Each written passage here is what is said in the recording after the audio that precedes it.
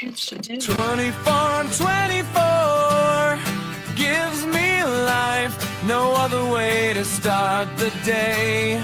24 on 24 makes it right. We don't care what they say.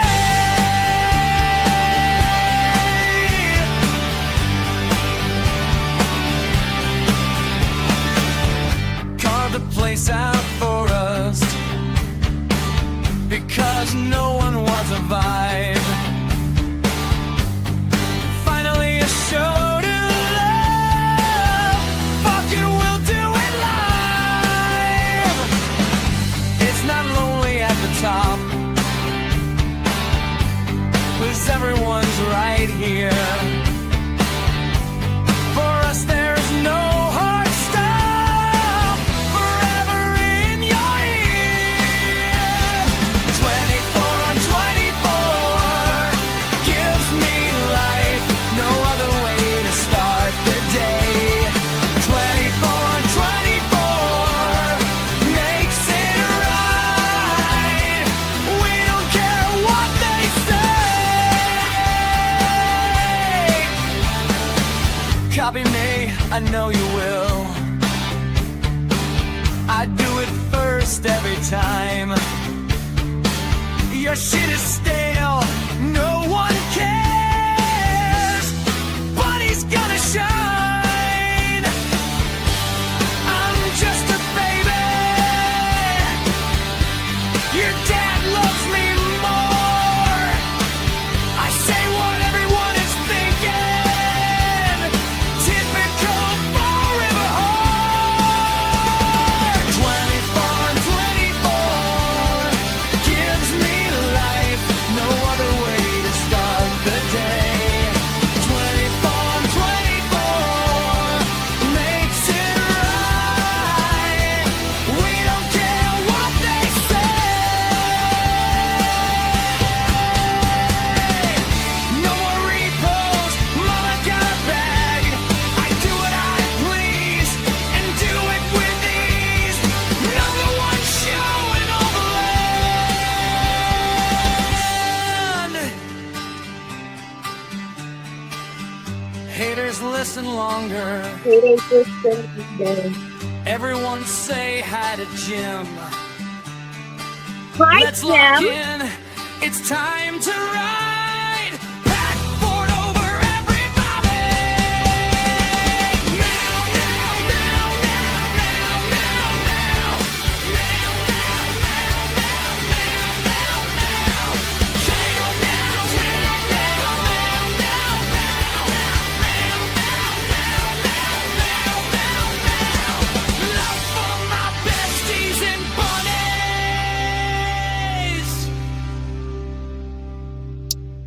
Good morning. Welcome to the last episode of 24 on 24 as we knew it to be true. But like with everything, I lie. We may have to go on the road actually for some 24 on 24s because my daughter is working at Bristolaghi, and I don't really know why we never thought about this until last night. But we may have to do some portion of the new show on the road. We're in a really unique situation here. We have to figure this the fuck out.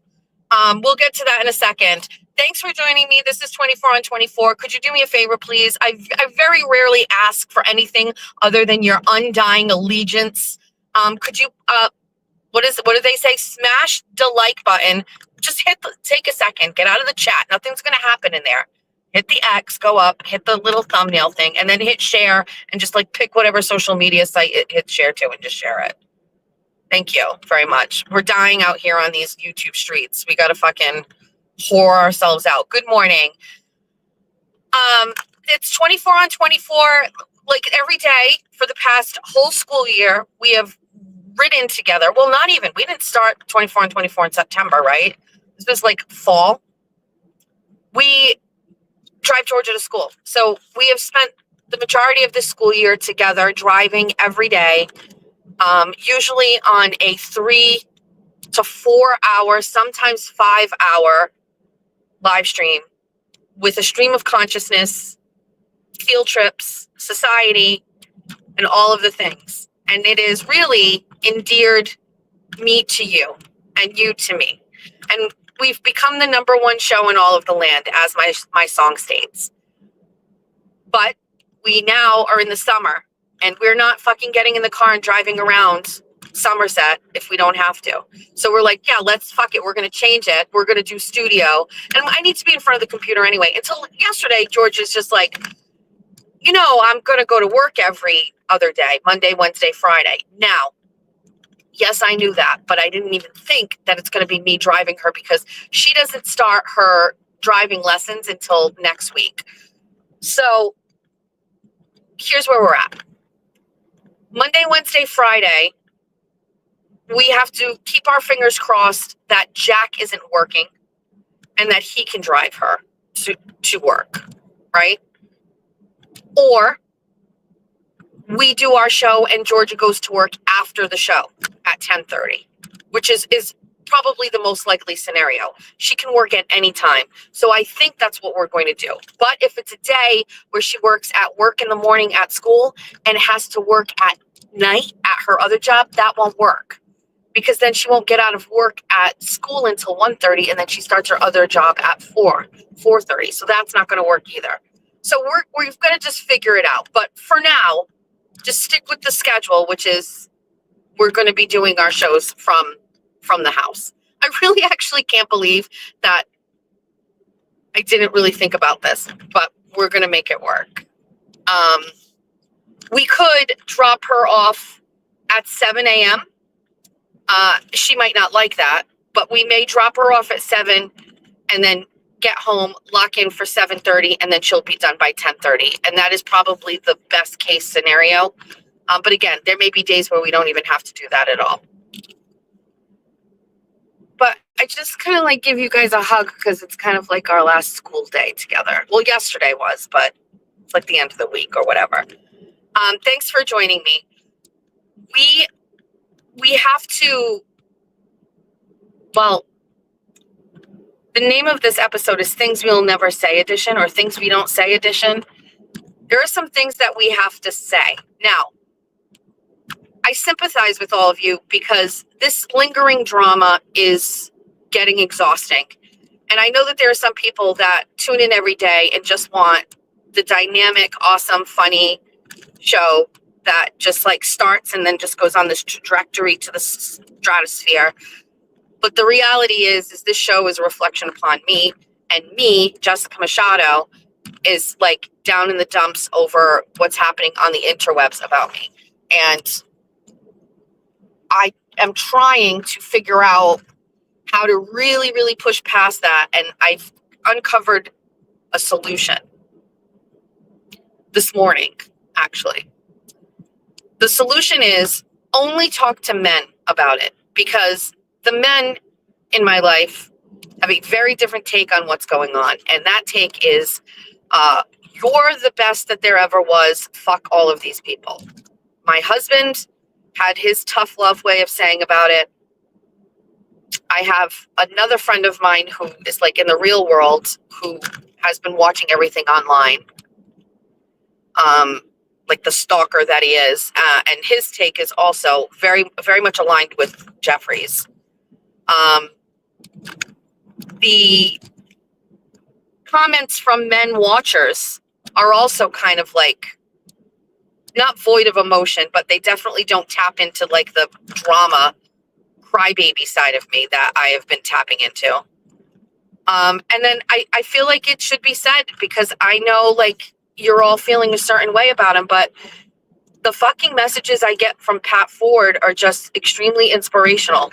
And I don't know where he's come from, you know what I mean? But like the way that Pat Ford looks at a lot of this stuff, it's really been eye-opening. He sent me a message this morning and I read it, and he sent me a link to something and I clicked on it, and I feel like it moved the needle in the right direction for me. So go ahead, ladies, fucking throw your fucking Pat Ford fucking heart emoji out there. Speaking of emoji, one of the people on my team,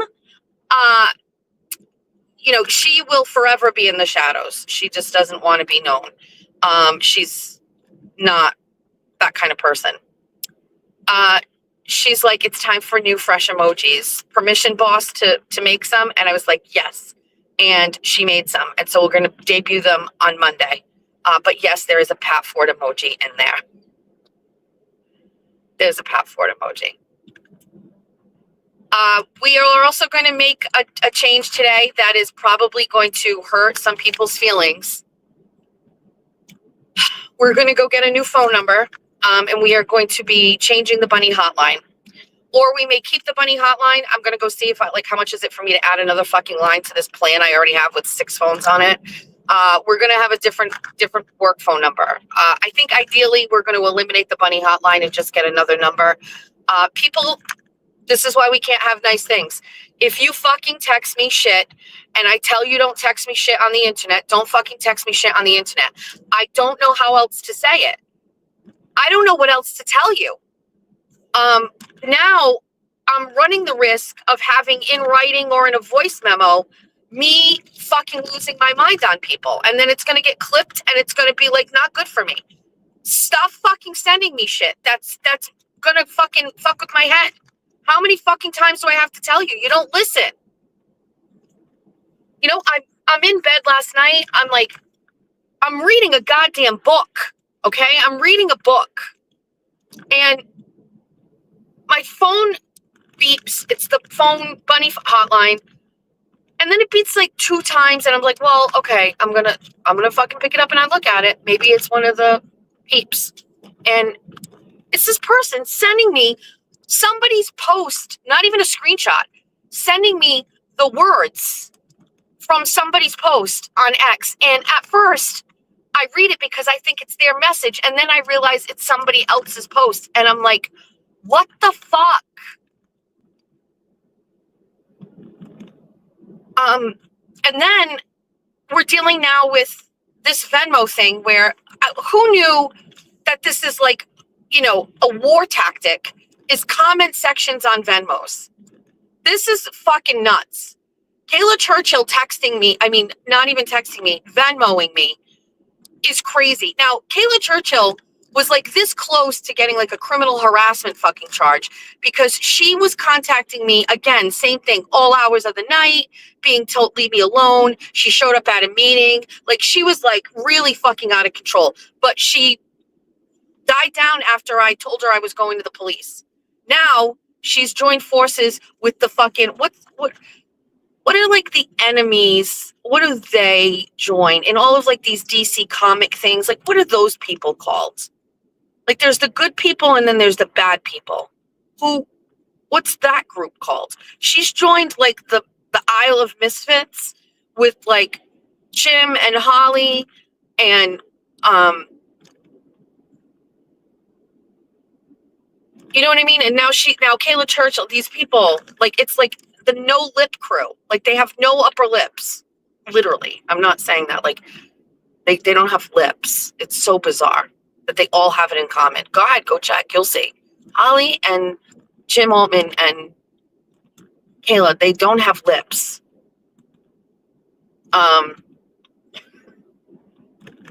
It's like, I don't know what's going on there. I don't even know what's going on. I can't actually put Meredith in that category yet because Meredith isn't bothering me. I mean, she's got a crew of fucking degenerates, but does she? I don't know about her lip. But definitely Jim and Holly and Kayla, these women, I just don't even understand. Go get lip filler. Maybe I should start going at everybody's bodies, talking about them. I can't because I know how bad that makes me feel when people do it. Who got her lips done? Who did?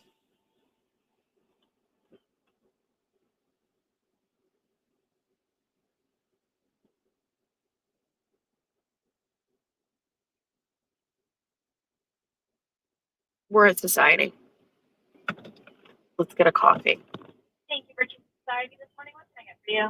Can I do a large iced white chocolate pistachio made with whole milk, please? Large ice. White chocolate stack made with almond milk? Nope, whole milk. Whole milk. You got it. Anything else? That's it. $1.49. Thank you. Almond milk. Fuck out of my face. Almond milk. What? Dear God. I love almonds too, but what? Absolutely not. All right.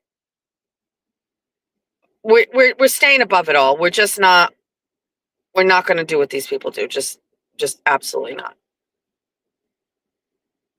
Give me a minute. I'm a little distracted. There's a text message coming in, of course, but it's not related to any of this. Give me a minute.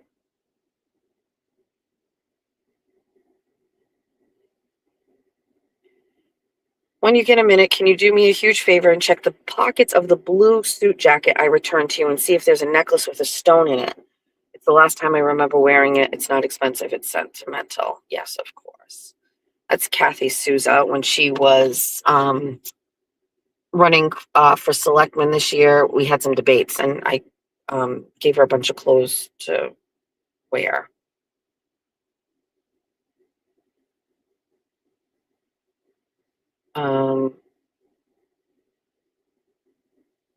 Somebody is asking, where's your account on Twitter? And that's a family friend, making sure I'm okay. Hold on.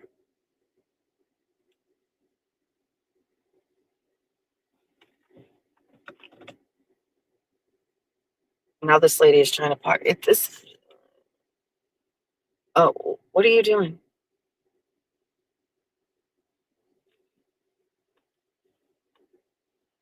I have no idea what that woman is doing.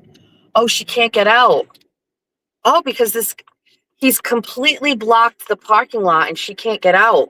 Oh, that's crazy. Huh. I'm just a baby. Your dad loves me more. I say what everyone's thinking. Typical forever whore. It's catchy, right? Day 2, it's catchy. Wait till you listen to it like 4 or 5 times. Wait. Then you're like, oh shit, it's good. Can we also say something right now, which I think is so crazy? Do you guys realize that the way that I talk has become like a thing for everybody? Shout out to Jimmy, who picked up on it in the beginning, but that I use the word, I add a K at the end of everything, like good morning, Ben Rosa. Like, it's just the way that I talk. And now everybody is adding K's at the end of it. Everybody. It is the craziest thing. Everybody's adding K's to the end of letters. It's just, I'm a trendsetter. Obby. Just dance puppets, just copy me. I think it's so great. Let's see. I'm looking at, all right, that's perfect. Sometimes they picked up on the farting too. What farting?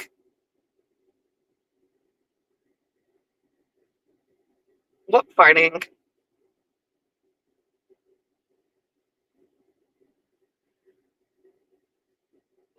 When?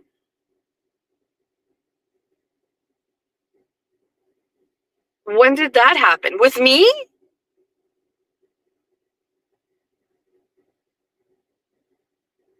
Wait, when did I fart?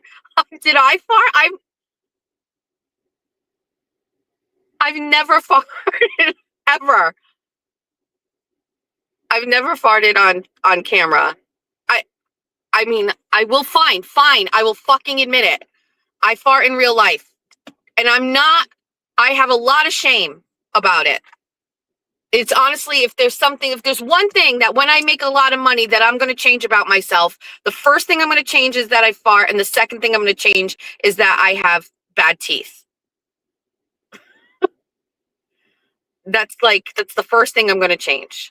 You know, like when everybody gets rich, like the first thing they do, Cardi B, as soon as she got money, the first thing she did is she fixed her teeth. The first thing I'm going to do is going to change the farting. And the second thing is I'm going to change my teeth.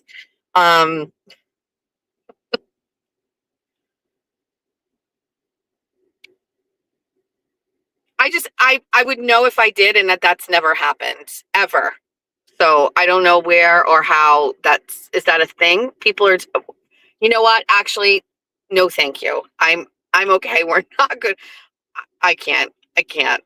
We're eventually going to get back onto X, but for now we stay off. We don't listen to the lives. It is what it is. Okay. It's just, I don't know. That's weird. That never happened. Again, just people just make stuff up. It's good content for them, I guess. Weirdos. All right. So it's taking a long time to kind of get this show going today, huh? Sorry. I don't know why. So I think we're going to change the phone number. I got to go over to T-Mobile today. I got to see what's going on. I can't keep dealing with, listen, we have to just change things. It's time. I'd like to just throw the fucking phone in the river at this point, but people are fucking stupid. So we maybe keep the bunny hotline for idiots and then get another business number. That sounds crazy. It sounds crazy to have 3 fucking phones. I have to think about it. But again, the men in my life, my husband was just like, get rid of that fucking phone. Not because I feel like it's organically happening in the conversation. I spoke with Jimmy a couple of days ago, in a brief text exchange. And in that text exchange, he said, I told you to get rid of the phone and stop giving people access to you. So what disappeared? Is there something going on with my actual YouTube show right now? What's happening?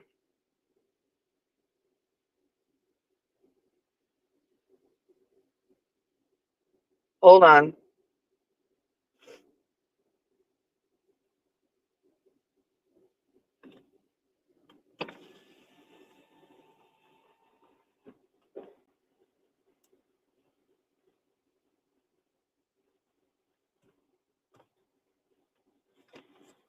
Are we still live? What's going on? Hi, good morning. Thank you. For you, and then just gonna have you sign on there as well. Thank you. Straw? I'll take a straw. Thank you. Same.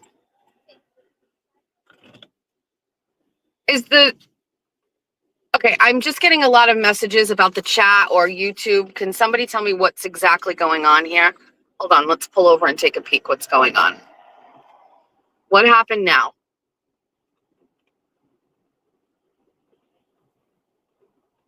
Give me a second. Why is everybody saying what happened? Do we not have... Everybody is saying the chat is gone.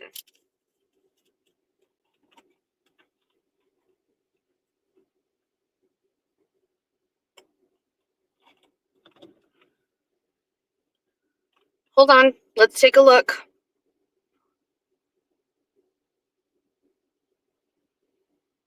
Let's take a look. Can you guys hear me? Yes or no?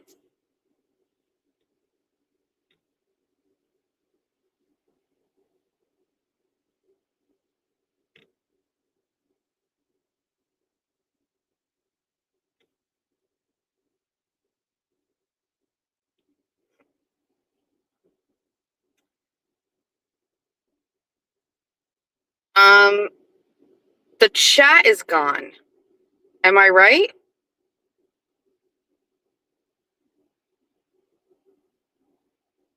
The chat is gone from YouTube. I can't see the chat. I can see it on the screen, so I don't know where you guys are actually. Huh. I hate to do this, but let's give me a second and let's try to figure something out here, okay? Hold on. This is why we have another phone. We can take a peek. Give me a second. Because I noticed something too. Like, I noticed something on my end too is a little strange.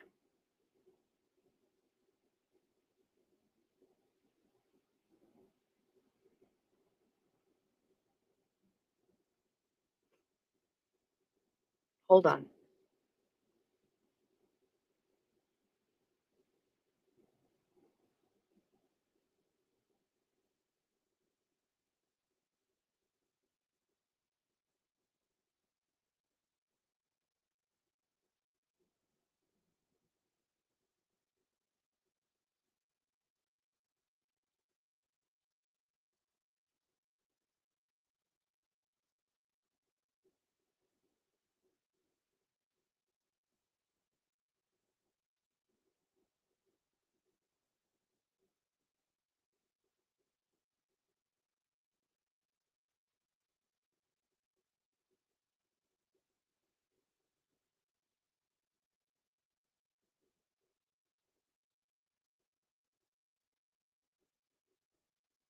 Let's try this again. Okay, let's refresh your screen and come back, and I think we are going to be good. For some reason, well, I mean, I'm actually going to be honest with you. I think I know exactly what happened. So every day when I start my 24 on 24, or I get it going, if you're on YouTube, you need to kind of do your agenda. You've got to do whether it's open to monetization, if it's public, those things you do in the YouTube app. And you start the stream in StreamYard first, and then you go over to YouTube and you change all of those things. Occasionally, well, not occasionally, I used to be notorious for it. I would never turn on monetization right at the beginning. And I would wait until the show was done, and then I would turn it on. And it wasn't good, because if somebody was watching after the fact, even 10, 15 minutes after, like, I didn't know if there would be ad opportunities. And so I had to fix, whatever. So today I recognized I had made it, but I didn't change it in YouTube. And for some reason I hit that it was made for kids instead of not made for kids. And it changed everything. So there were all sorts of restrictions on it, but I fixed it. So is everything okay? We're back. Perfect. That's what it is. I accidentally said that this was shows for just a baby. It was my fault. I said it was for children. It's clearly not for children. It was my mistake. You guys don't understand. I was in the line. There's a truck there delivering. A lady who can't get out. She's trapped. She wants to get out.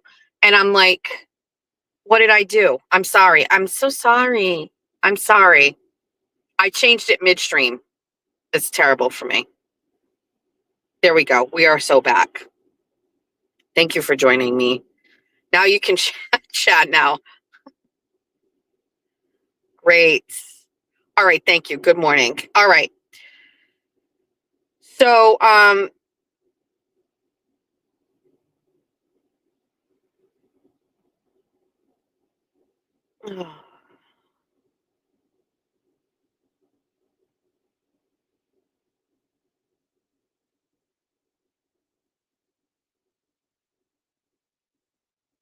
guys, I'm here. It's all about kids. I see. I got it. Okay. I got so many messages. Okay. Perfect. All right. Let's get back on fucking track. Jesus Christ. I was panicking too. I thought it was my picture. The thumbnail. I thought it was the thumbnail.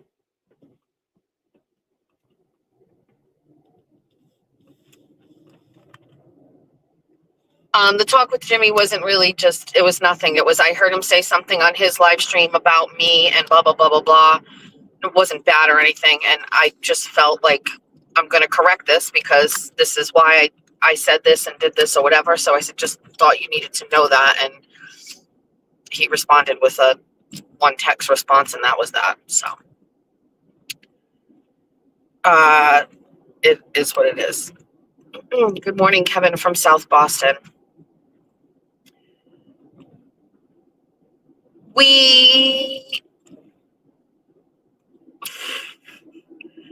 I don't even really have a fucking agenda for today, to be honest with you. I really don't. It's basically just hurry up and get done with 24 on 24 this morning. I'm sorry, but it's so that I can get back to work and getting ready for Monday's 24 on 24 and getting things different. So we were talking last night. If you didn't see, I did a quick little 1 hour, 24 and 24 last night. Wasn't even labeled as such. I was just driving to go get Georgia, and I was feeling a little chatty. So whatever, I did that. You know, I have some people around me that feel like things are just going to get worse before they get better. And I appreciate that. I actually think they're right. I know that that's crazy, but how could it get worse? I think it can. And I think I have an idea of how and why. But with that being said, we're just battening down the hatches and working, and that's it. That's the only thing that we can do. Today's kind of like a weird rainy day. So let me tell you, like in life, because what I do in my life is what is part of my show. What we're doing today is we're going to Home Depot, and we are going to go get all of the things that I needed to get from that one location and bringing it all to the house and putting it in the driveway so that we have all of the things to work on projects over the next week or two. That includes the fence, that includes the pool thing, that includes mulch. Oh, baby bunnies are gone. Baby bunnies are gone. So something ate them, whether it's the mother, I don't really know what that's all about, but the baby bunnies are gone. And then of course, I don't know did anybody watch soccer last night? We had to suffer for the rich people, and the USA soccer game was at fucking 10:30 because everybody out in Los Angeles, all the stars came out. It was tied all the way up to the last fucking minute of the fucking match. And then whoever it was that they played scored a goal in the last minute. Inconsequential, it didn't mean anything. That team was done anyway. This was their last match. Winning it wouldn't make them leave, like stay in the whole thing. USA is moving on to the next, but a good way for them to go out. But USA, you know, listen, just so you know, in case you're not anybody that pays attention, we never win games in the World Cup. We're trash, and we are not trash anymore. We are not trash. Jerky. We're not trash. We're good. I mean, we're playing great fucking football right now. But as you know, the only thing that really matters for me and my mental health is that tomorrow Portugal plays. I want it to be today. Portugal plays, and we're going to go see it. Yeah. Now, keep in mind, for those of you who are maybe getting into Portuguese soccer right now, and you're like, oh, wow, Jess inspired me. You can pick club soccer, and I would suggest Benfica, because we don't look at anybody else in that category, especially Sporting. Spit on the floor with Sporting. For those of you in the KMS world, Cinema and his family, his dad, Carl, they're all Sporting fans. And I believe this started my husband's like competition when it comes to sports, because he grew up with the Soares family. And my husband and his dad were Benfica, and Carl Soares and Kevin and Nick were Sporting. And they would go watch games at Carl's house, all games, football, whatever, because what I knew about the Soares family when I met my husband was that their house was always the house to watch sports. So my husband would tell me that he'd just be watching sports there forever. But my husband was Benfica and they're Sporting, but their whole downstairs, Kane probably knows this, is filled with Patriots, Celtics, and Sporting stuff. The whole thing is like a man cave for the ages. And my husband is not a Sporting fan. So whenever my husband starts doing that kind of soccer, he likes to shove in everybody's faces that he's Benfica. And I think it's because he was just in a hostile situation as a kid, a hostile environment. Pizza Allen! Got a shirt on today, ladies.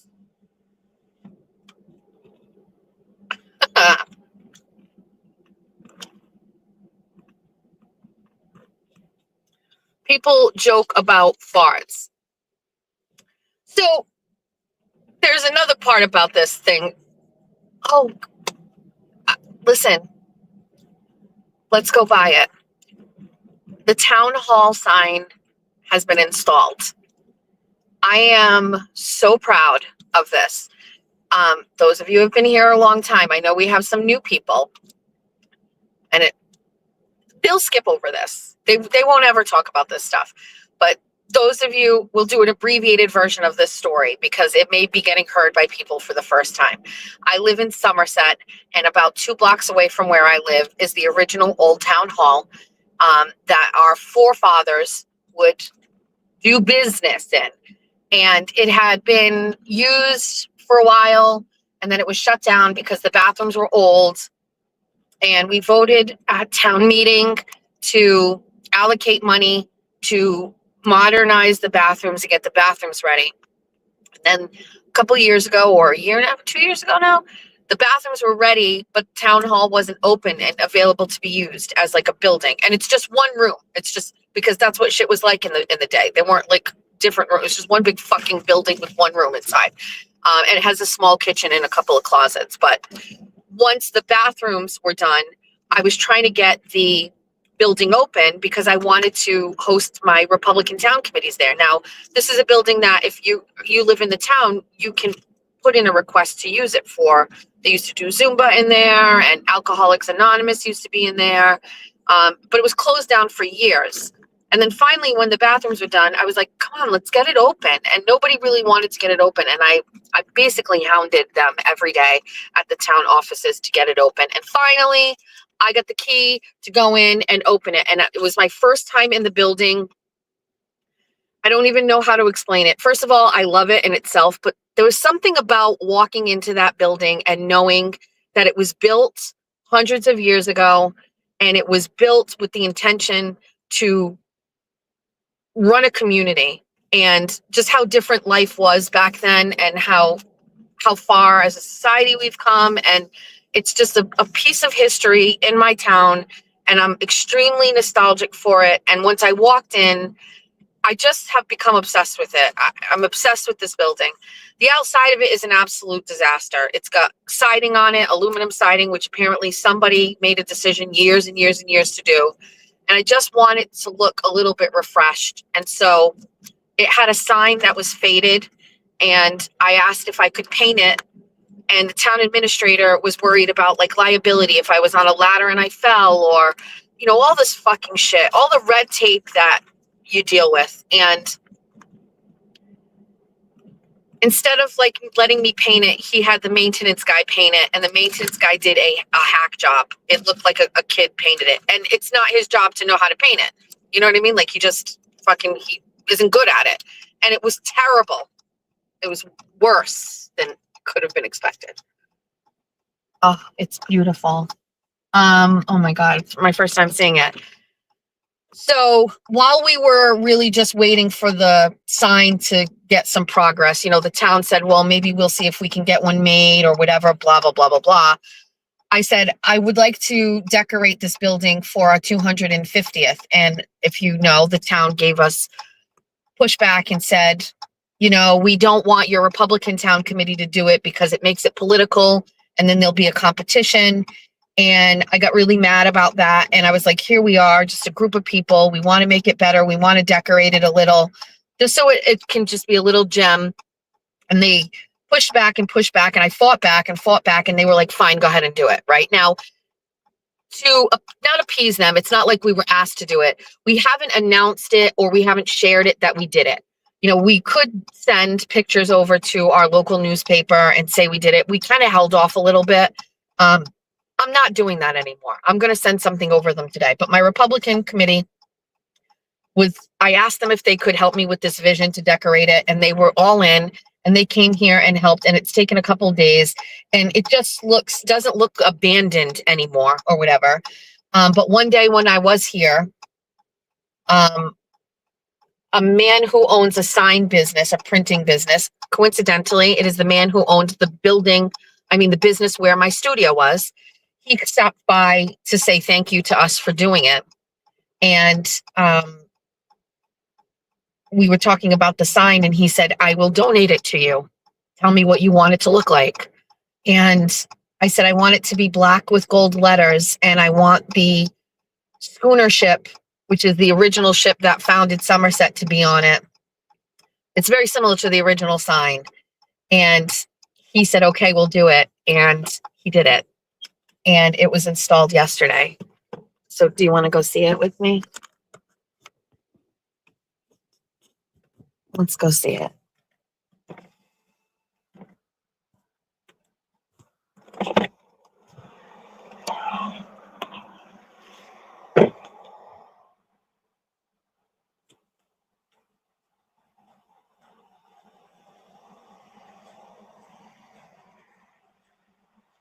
Look at it. Look at it. Look at it.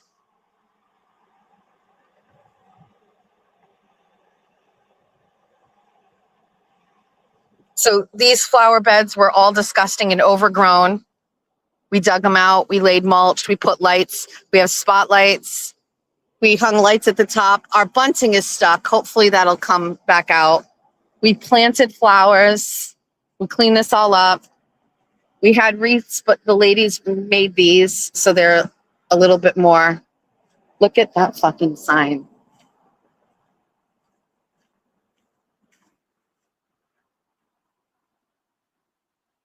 Ugh. I don't know. So I guess go ahead and do a live stream about me and say I'm fat. But this was my idea to make this historic building look a little patriotic. And I think that's more of what I'm about than anything else. So, oh my goodness. Hi. I was looking at the building. We got a new sign. Well, I took them long enough. I know, I agree.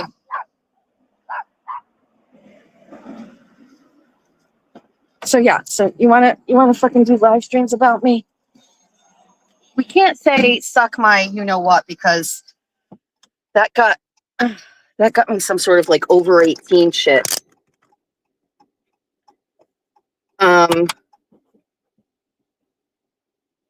Thank God it wasn't a husky. That thing came out of nowhere. So we have a lot more work to do on this building that will require going to town meeting. Well, so here's what we're going to do. We basically now have to come up with, there's a way to do more to this, right? There is a way. So this we all did out of pocket. So I actually paid for everything here out of pocket. Although one of my, actually, that's not true. Somebody donated the mulch. I apologize. The first batch is, why am I even saying I paid for it out of pocket? The Amazon stuff I paid for. Home Depot gave us stuff. And then we had 2 other people that made donations to this. So none of this was town dollars, essentially, is what I'm saying. We paid for everything. The town didn't pay for any of this. What we can do now as citizens of the town is we can write an article for the next town meeting, and we can say we would like our tax dollars to be allocated for A, B, C, or D. That's Mike. Hold on. Hi, Mike.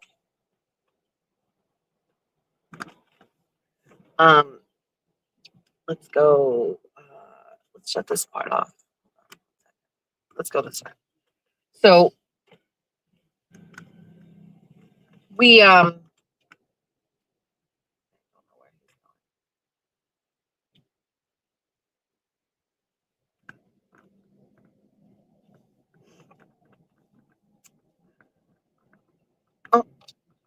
what's that lady?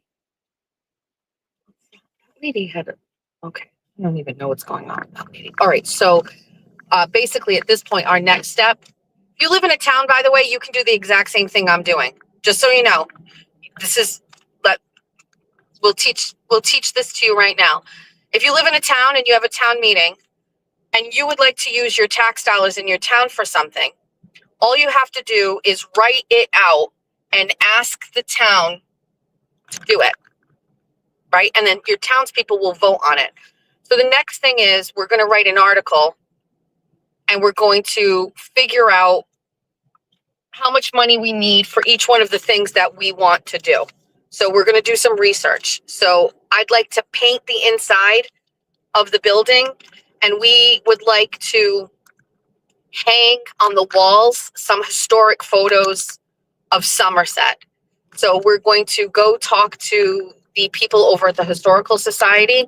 We're going to ask them if they have pictures that we can make copies of. So we're going to price that out, price out the frames, and price out the paint for painting the inside of the building. So we're going to literally write an article and say, we as taxpayers would like to allocate money for this.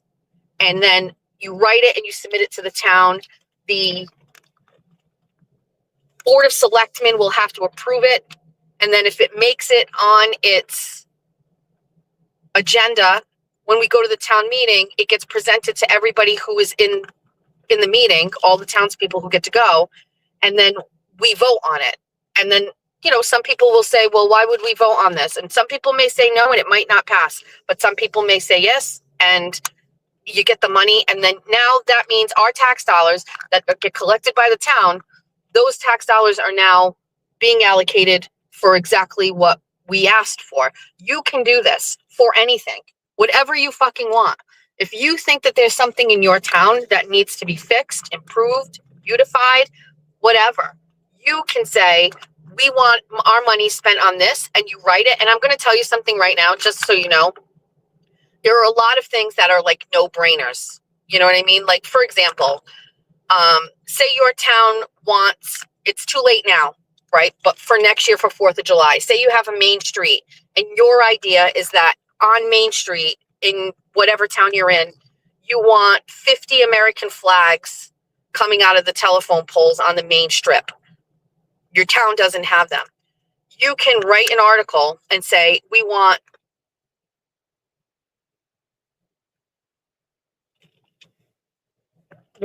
this for our town. This is how much it costs. We found it. This is how much they cost. And then you bring it to the town, and then you can vote on it, and then you get it. It's the power of the people, literally. You have the power to do this. Everybody should consider it. I challenge everybody to find something in your community that you can improve and you can fix, or something that sucks and you want to change, and go get your fucking money. That's your tax dollars. Go get it. It's yours. If you have an idea, there's literally nothing stopping you from trying it. And by the way, you might not get it every time, but keep trying. You know, that happened with us with the school resource officers. We wanted cops in our schools to protect our kids. The school committee said no. Fuck it. We went around them and we went to the town meeting and we got it. So you can do it too. By the way, if you have any questions about that, or you would like to do something like that and you really like need some help, if you have it, do the legwork and get the basics, and then I'll help you. That's what the bunny hotline can be used for. Call me and I will walk you through how to file your paperwork or what to do. If you live in a town or a community where there is no Republican town committee, fucking call me and I will tell you exactly how to do that. I know I can tell you exactly how to get a committee started. It's basic. You need 3 people, technically 2. If you don't even know if there is a Republican town committee, I can tell you how to do that. Call your town hall. Call them up. Let's give me a name right now, and I'm going to pull over and I'm going to call the community and I'm going to ask them if they have a Republican town committee. Let's do that. Who wants to know if where you live in Somerset, if there is a Republican town committee? Let's do it live.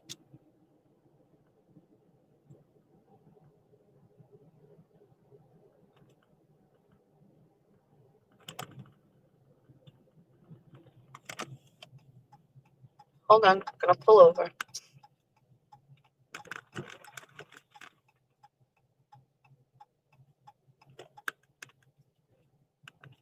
Dayton, you have a very active Republican town committee.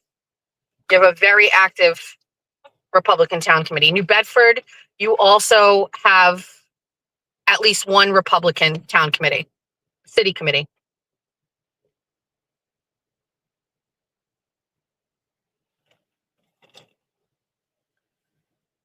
Sterling, you got it. Let's look. So we go to Sterling, Massachusetts. Almost all municipalities in Massachusetts use the same company to run their websites, just so you know. Okay. So we type in Sterling, Massachusetts. Your website looks exactly like my website. It looks like every fucking town website in the state of Massachusetts. And we're going to go to your town clerk. So you click on the town website, the first thing, and we're going to scroll down. Oh, yours is a little different, but we're going to find it. By the way, this is where your agenda, meeting minutes are, all of the things. Sterling, okay, here we go, phone.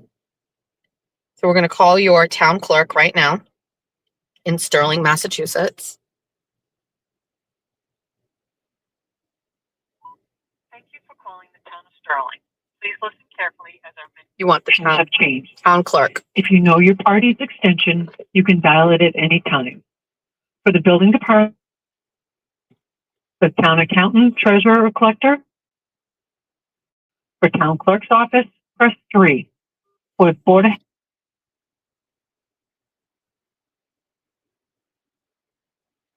reach the assistant town clerk, please press 1. To reach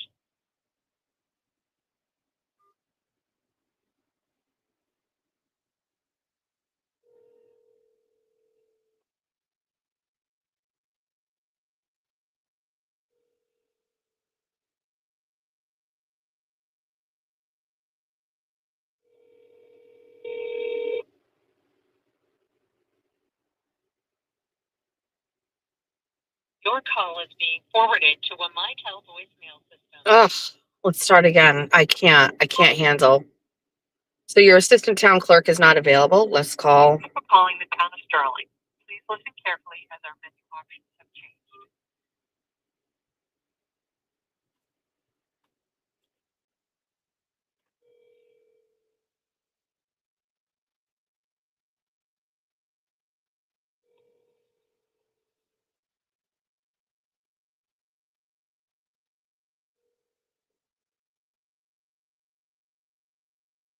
Jeez, Sterling. You've reached the Board of Health office. Awesome. Okay, nobody's answering phones in Sterling. Deeply concerning. Thank you for calling the town of Sterling.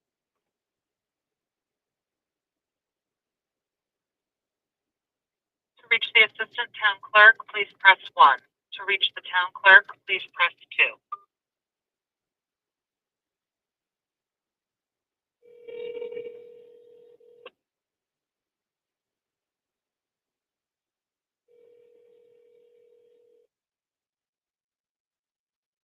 This is kind of crazy.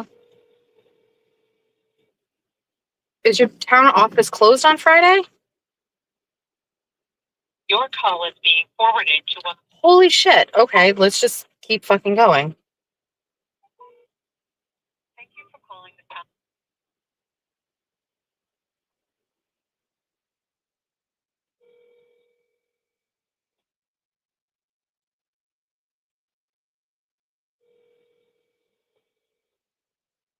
Is this building closed today?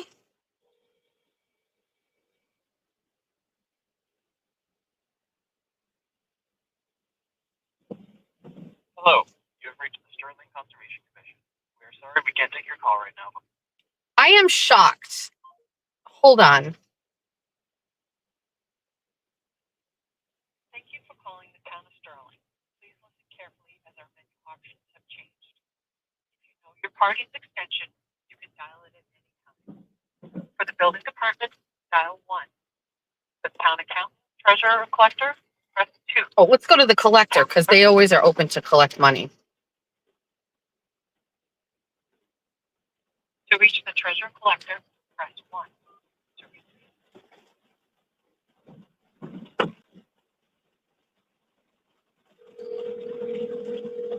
It's just raining out of nowhere.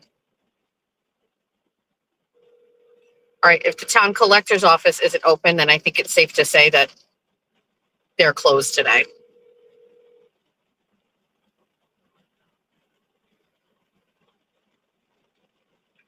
you have reached Victoria's as the treasurer collector. All right, it looks like the town of Sterling's main building is closed on Fridays. It figures the one that I half day here in Beverly. All right, do you want to see if Beverly has a Republican town committee? Let's just call.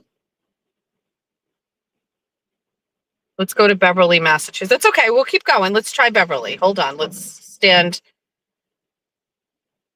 by. Beverly has a very different official website. They've done something different than all of the other ones. Oh no, it's like the other ones. Beverly has a Republican. So you get my point. You get the point. You get the point. You can find out if you have a Republican town committee. You know, you can do this. That's my point. I was trying to teach you how to do it, but you can do it. You can just call and you can say, do I have a Republican? I was trying. I mean, well, you know what? I'm glad I show you because this is what it's fucking like. Let's watch. We're in Swansea. Let's call Swansea.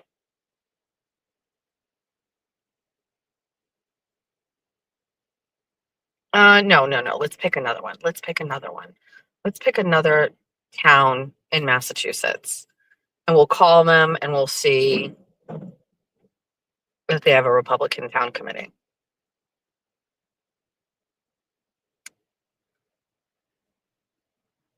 Well, you guys get the point. You get the point. You get the point. Call your town, call the office, talk to the clerk and say, hi, do you have a Mendon? Fine, we'll do one more. Mendon.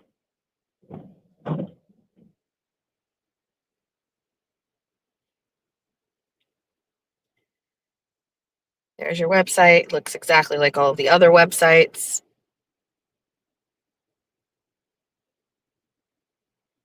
Contact. They all look the same.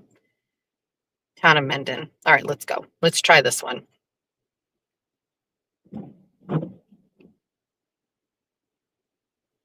We do have a couple things we need to discuss today. Thank you for calling the town of Mendon. You're For the welcome. select board, press 1. No? For the town clerk, press 2. Sure. For inspectional services,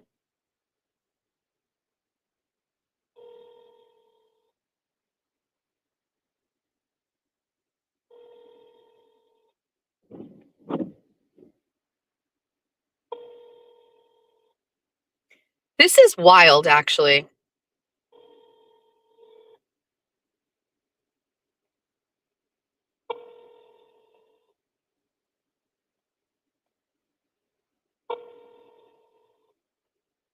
Awesome. So, no, you can't do business in any town in Massachusetts on Fridays.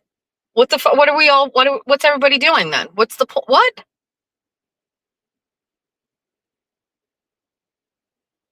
Crazy. Okay. Anyway, it's strange. Yeah, we could call Worcester.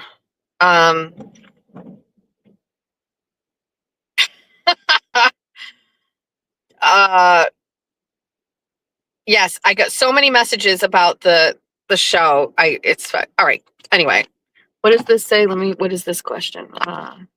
How would it make Jess look bad? It's up to all right. Somebody explain this. What's this comment in reference to? This one right here, because I'm watching. What is this about? Who knows what that comment is about? Can someone explain it to me? Proctor's panic attack closed the state. I have a lot of things to say about that too. What's that comment about? Explain. Someone explain.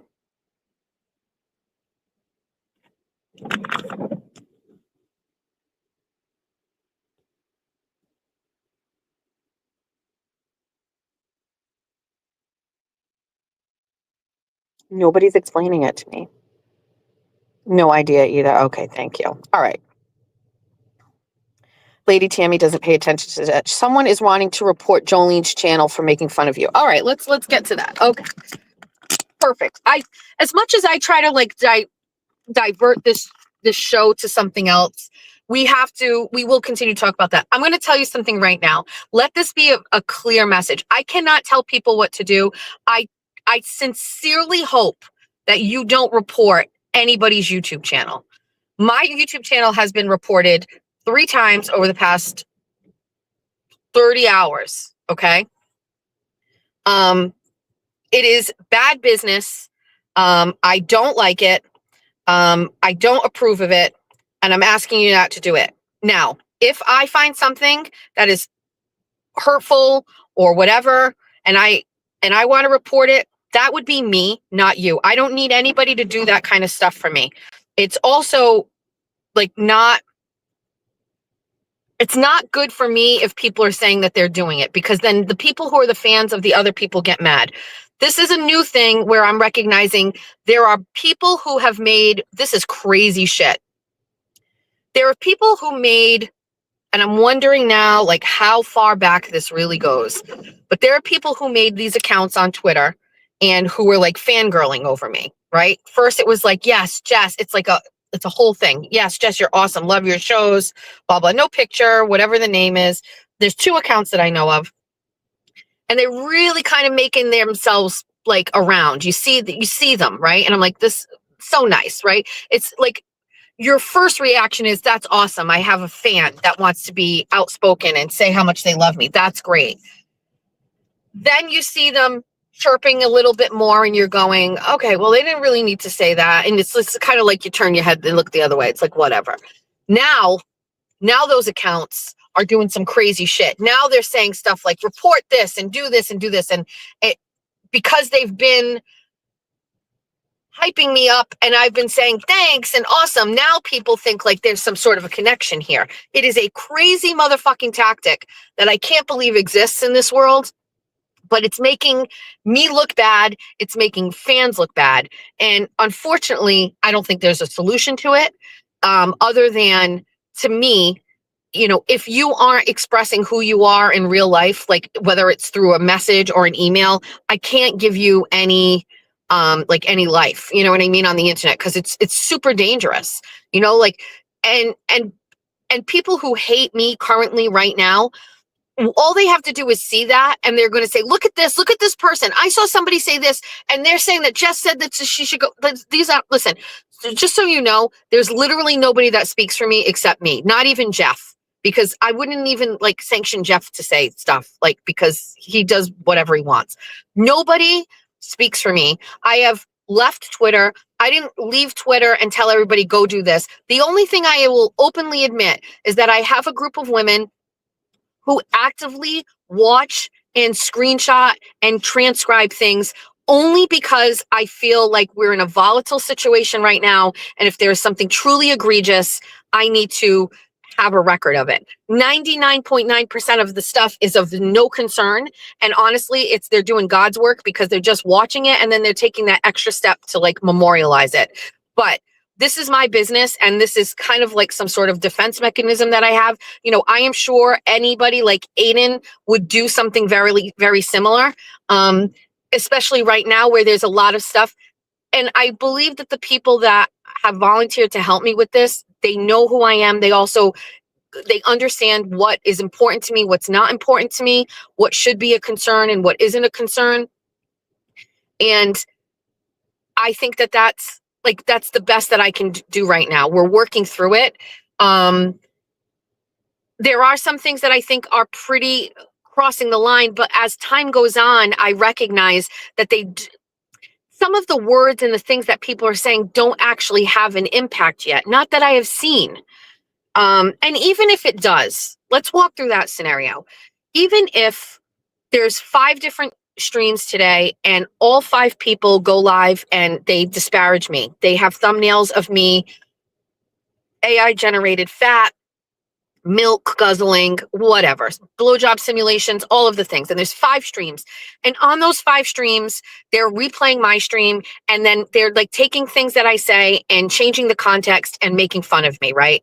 And say that these 5 streams end up reaching 100,000 people. And of those 100,000 people, a bunch of those people start saying, we're not going to watch the Jess Machado show or whatever, right?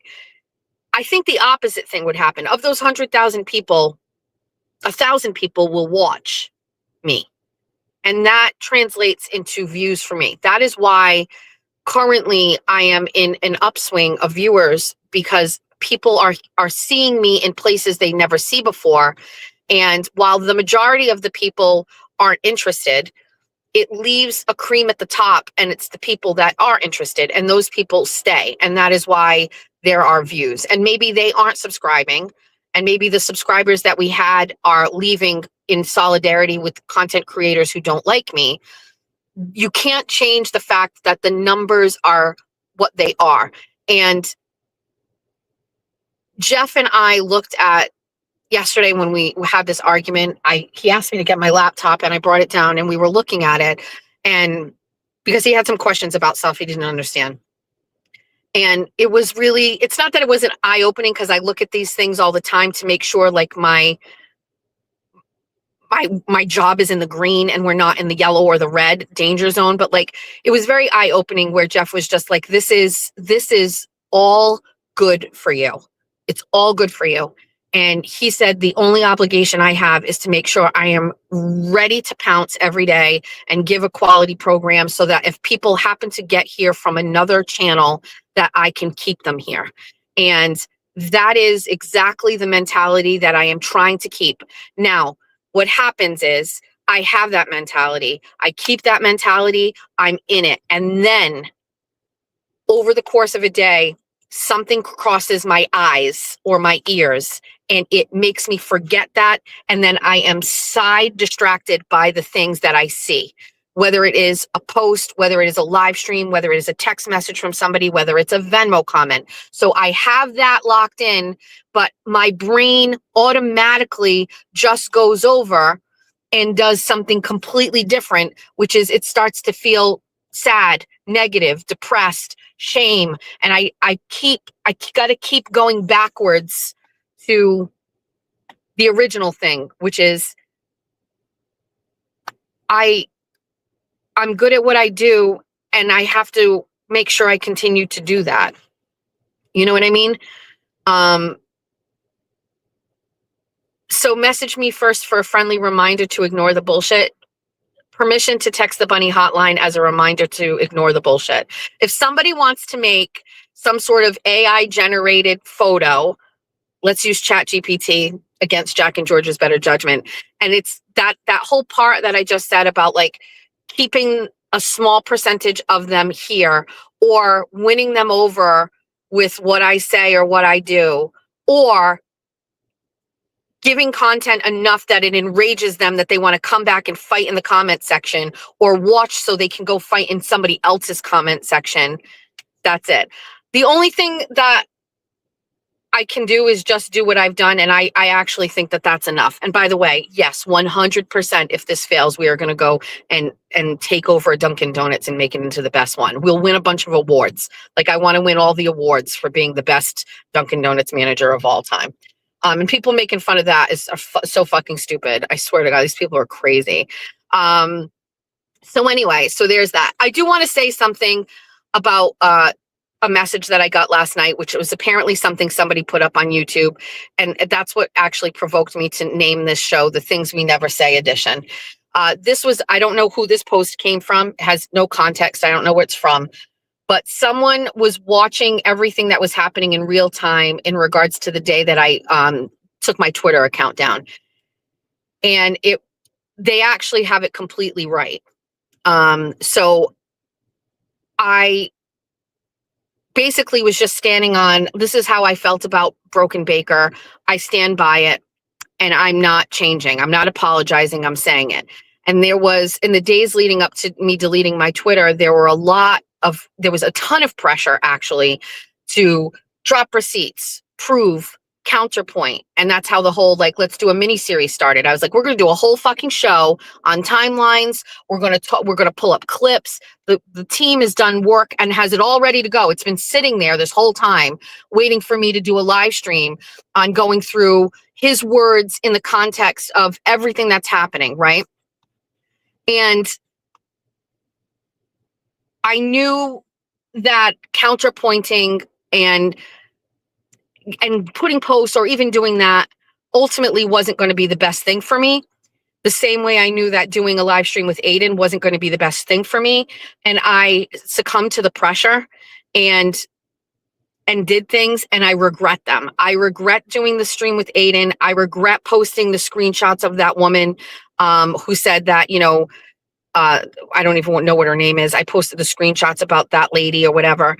Even the screenshot of I don't know where it is, but like, I don't even know if I posted it, but I was like, I was going against what I was supposed to do, which is you don't counterpoint all of these little things, but it was intense and I was scrambling and I was like, well, maybe if I put this up, it's going to work. And somebody will be like, oh yeah, that's it. And then I put up something else and it didn't work either. And nothing was moving the needle. And I was like, I'm not kidding. I was like fucking scraping to get like, is there anything I can say or do right now in a blurb without doing a whole show that would be able to change the minds of people? And I recognized there isn't. And there will never be.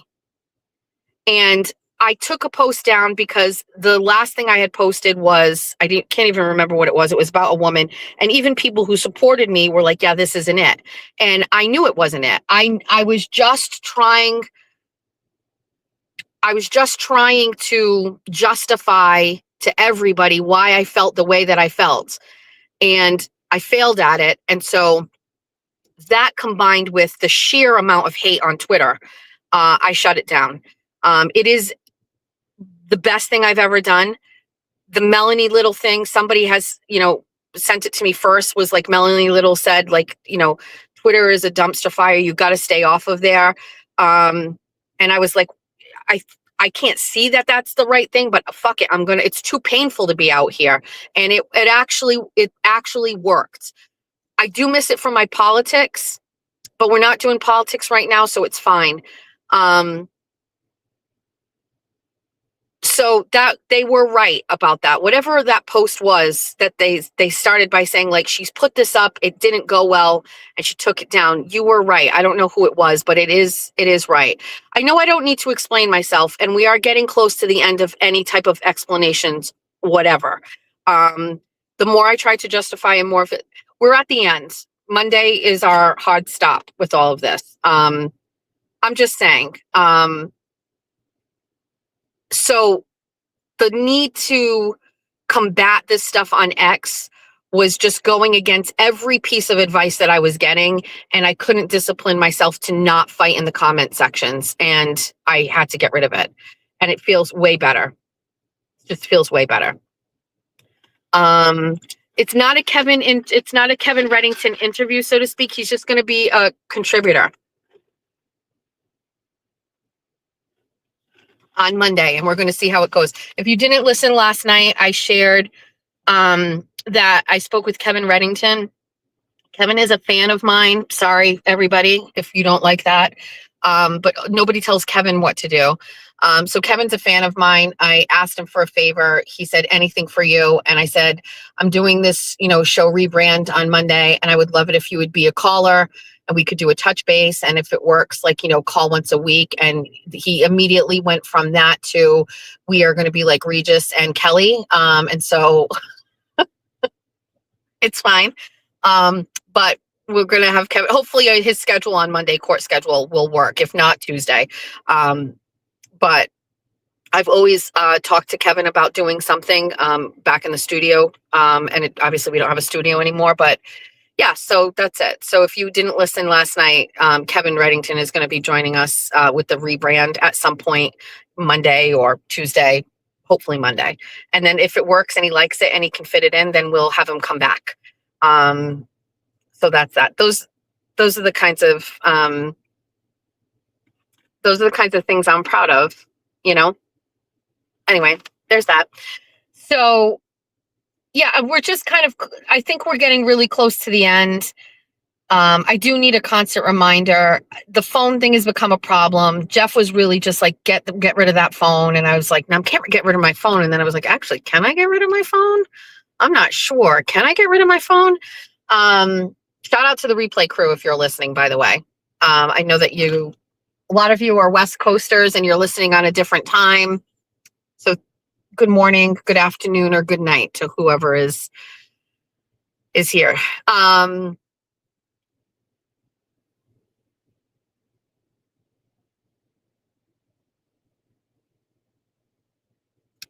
Kevin Reddington is an attorney. All right, so that's that. So we're getting close to the end of it all. I don't know. It's, what, is the dust settling? Did I tell you this about what Georgia said? Did I tell you that we were talking about healing And Georgia said, I'll heal when I'm in hell. Did I tell you guys that? I think I said something to her. I can't remember now what it was, but I was saying something about something heals me or whatever. I can't remember where we were or whatever. And Georgia was like, I'll heal when I'm in hell. And listen, I just found it to be such an extraordinary, like insightful frame of mind to come from Georgia. She's just built different. And she said, I'll heal when I'm in hell. And I was just like, Georgia. And she's like, so, Georgia holds grudges. Georgia holds grudges. She says she will always hold them. She holds on to hate for people who mistreated her and treated her a certain way. And that's where we drove by the house of a girl that was one of the mean girls to her. And my son said to me yesterday, if you don't stop putting a G at the end of every word, a G, how about just a K? So yeah, Georgia she's a vibe.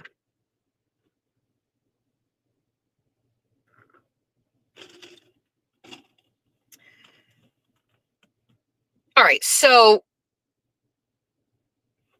I have some things that I did want to talk about. I'll heal when I'm in hell. Merch incoming. Oh my God, my merch store. Ugh. Georgia is saying I should be done in 30 minutes. Well, fuck it. We'll just stay on this and we'll go pick her up. Okay. Yeah, Georgia just will never get rid of her feelings towards these people. I try to encourage her, but she just won't do it.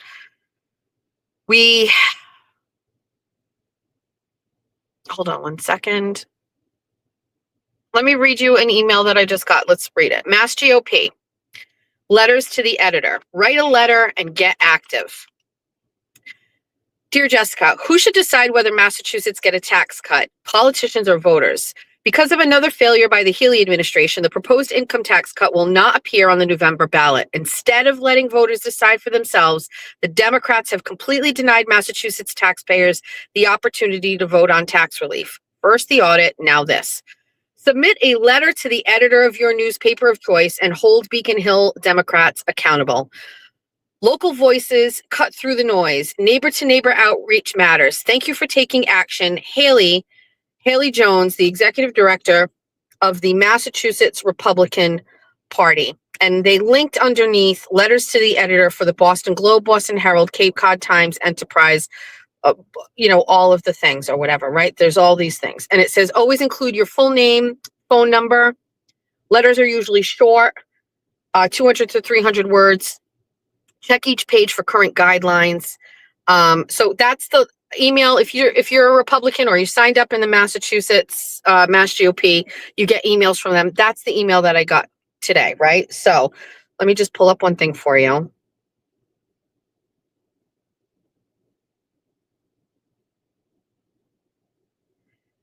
I'll explain this to you in the best possible way.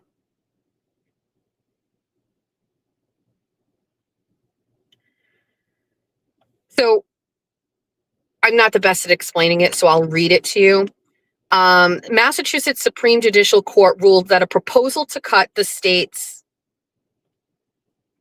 income tax from 5% to 4% will not appear on the ballot this fall. Justices took issue with the summary written by the Office of the Attorney General, Andrea Campbell. The Massachusetts Constitution charges her office with providing a fair, concise summary to be printed on the ballot. But the summary, justices found, was inaccurate. Now, keep in mind, you have Massachusetts taxpayers that would like the income tax to be cut from 5% to 4%.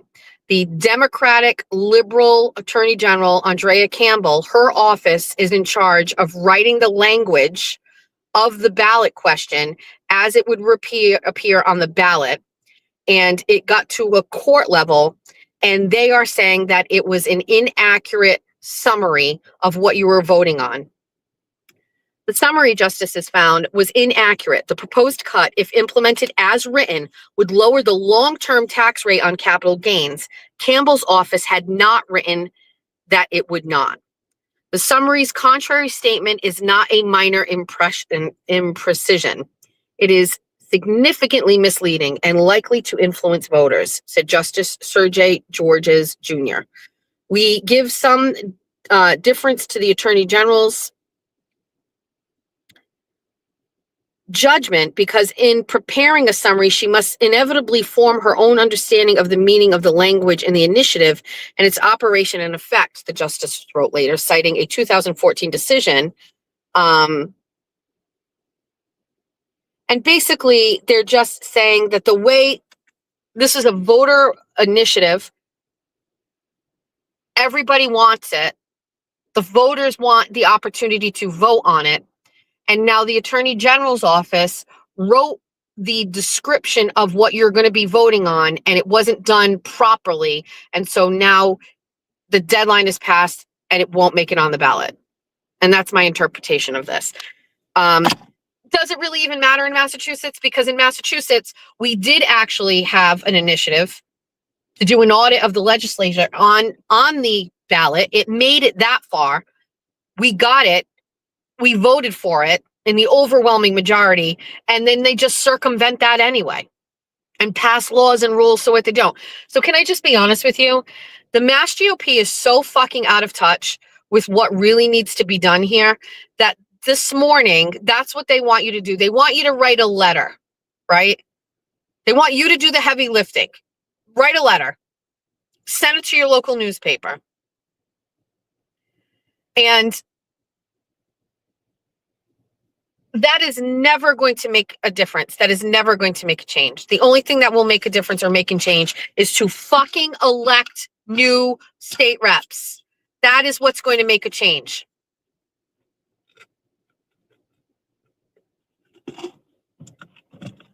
Let's start heading back to go pick up Georgia because that's unfortunately where we're at today. It's the only thing that'll make a difference. You have to get rid of these people. You need to find people like me to expose these politicians and write stories about them.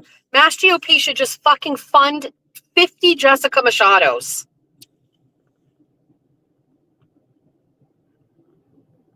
I would never run for office again, but I'll certainly help fucking expose the corruption and the bullshit that the politicians in office are doing. There's just not enough time. There's not enough people. They need more. Mass GOP should literally be funding an independent journalist in every community where there is a Democratic state representative. That's my take. That's my take. Anyway, we're going to start heading back to go get Georgia.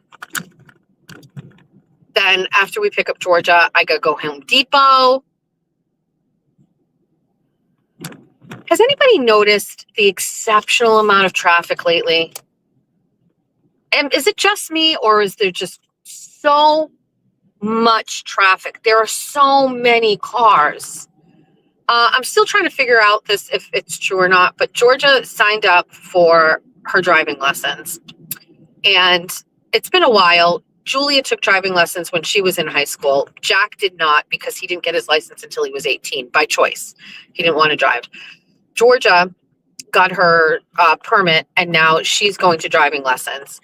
I think we talked about this. In Massachusetts, or where we are in Massachusetts, the driving lessons and the road, so the classes themselves and the road lessons, which all take place over the course of 2 weeks, are costing $1,060. And Georgia I got an email this morning and it said, "We're excited to have you in class. We are changing our pricing. It is effective Monday. So if you would like to lock in your cheap price, you must pay now," which puts us paying before we even start. I just wonder, is this like a tactic that they do to get people to pay before we actually start? Because it used to be like on the day of the first class, you come in and you pay for everything. But now we got to pay it in advance to to avoid a $250 price increase. So there's that.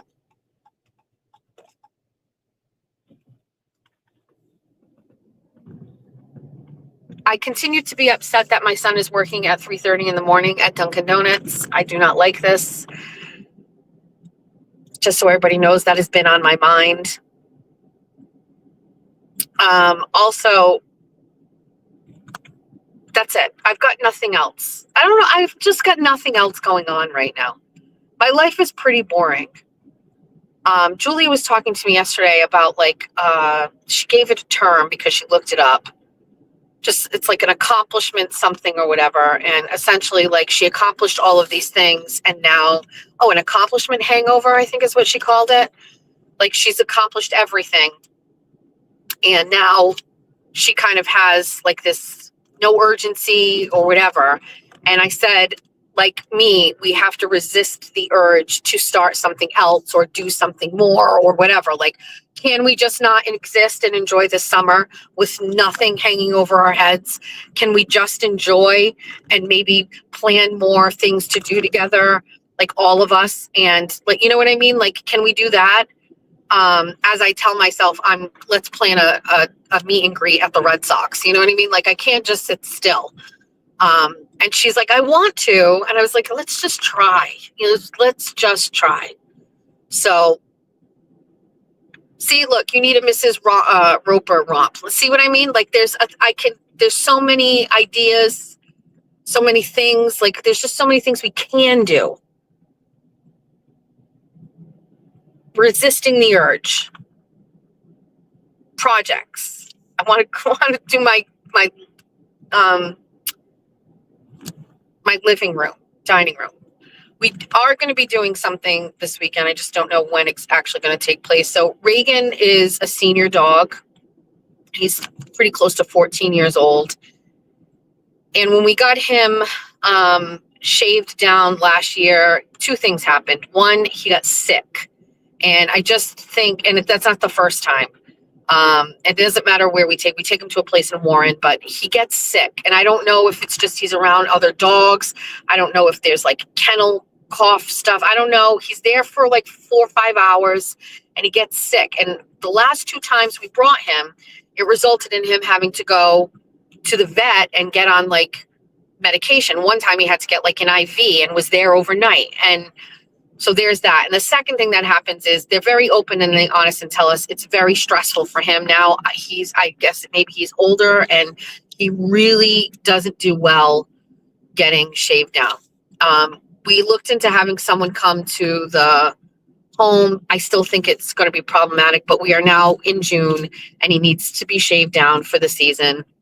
And so I bought my own dog shearing tools. And I'm going to do it at home this weekend. He's just old and I don't want to put him under stress, but heavy coats for the summer will add to the stress. You know what I mean? The winter, it's fine, but it's now getting warm. And so I need to shave him down. So Jeff and I are going to have to tag team it and do it together. It's okay. We'll put him in the sunroom. I trim him down occasionally. So we put him in the sunroom and we can trim him down, but it's a very high stress situation. And honestly, we're probably a couple of weeks overdue for it because we've had some hot days and I can't put him through that. So we're going to try to do it ourselves. I just don't want to bring him anywhere. And then once I shave him down, it's possible I could bring him to Petco where they have the things where you can do it yourself and wash him down. We're in new territory. You know what I mean? I just don't think we can bring him back to that place anymore because I'm worried about him getting sick. And, now that he's older, I'm not going to do it. So, no, we never shave him down completely. What is this car doing? Every single solitary time. Yeah, we never shave him down completely. So I'm going to have to figure out, I don't know. I guess it's like a hair trimmer. Jeff will know. We'll put it on a 1, we'll put it on a 2. I'm not really sure, but, and then we already have stuff for his nails because we've trimmed them in between or whatever. So that's fine. It's just I don't want him to be stressed anymore, and I don't want to take him there, and I don't want him to be around all the dogs, and he's getting old. No reason for it. And admittedly, I don't want him to get sick where we're going to have to, give him medicine or whatever. I'm just not doing it again. We just had 2 bad experiences, and I just think it's because he's older. It's nothing against the places we've taken him. It's time to try to do it ourselves. So we got to do that this weekend too. I ordered a set on Amazon. Something also happened. I bought my husband, out of one of my first paychecks that I got from YouTube, I bought my husband a new drill set because we had a very, very old one that we inherited from somewhere. And so I bought my husband a drill set. We can't find it. We can't find it. We have no idea where it is. So I bought my husband a new drill that is also coming today.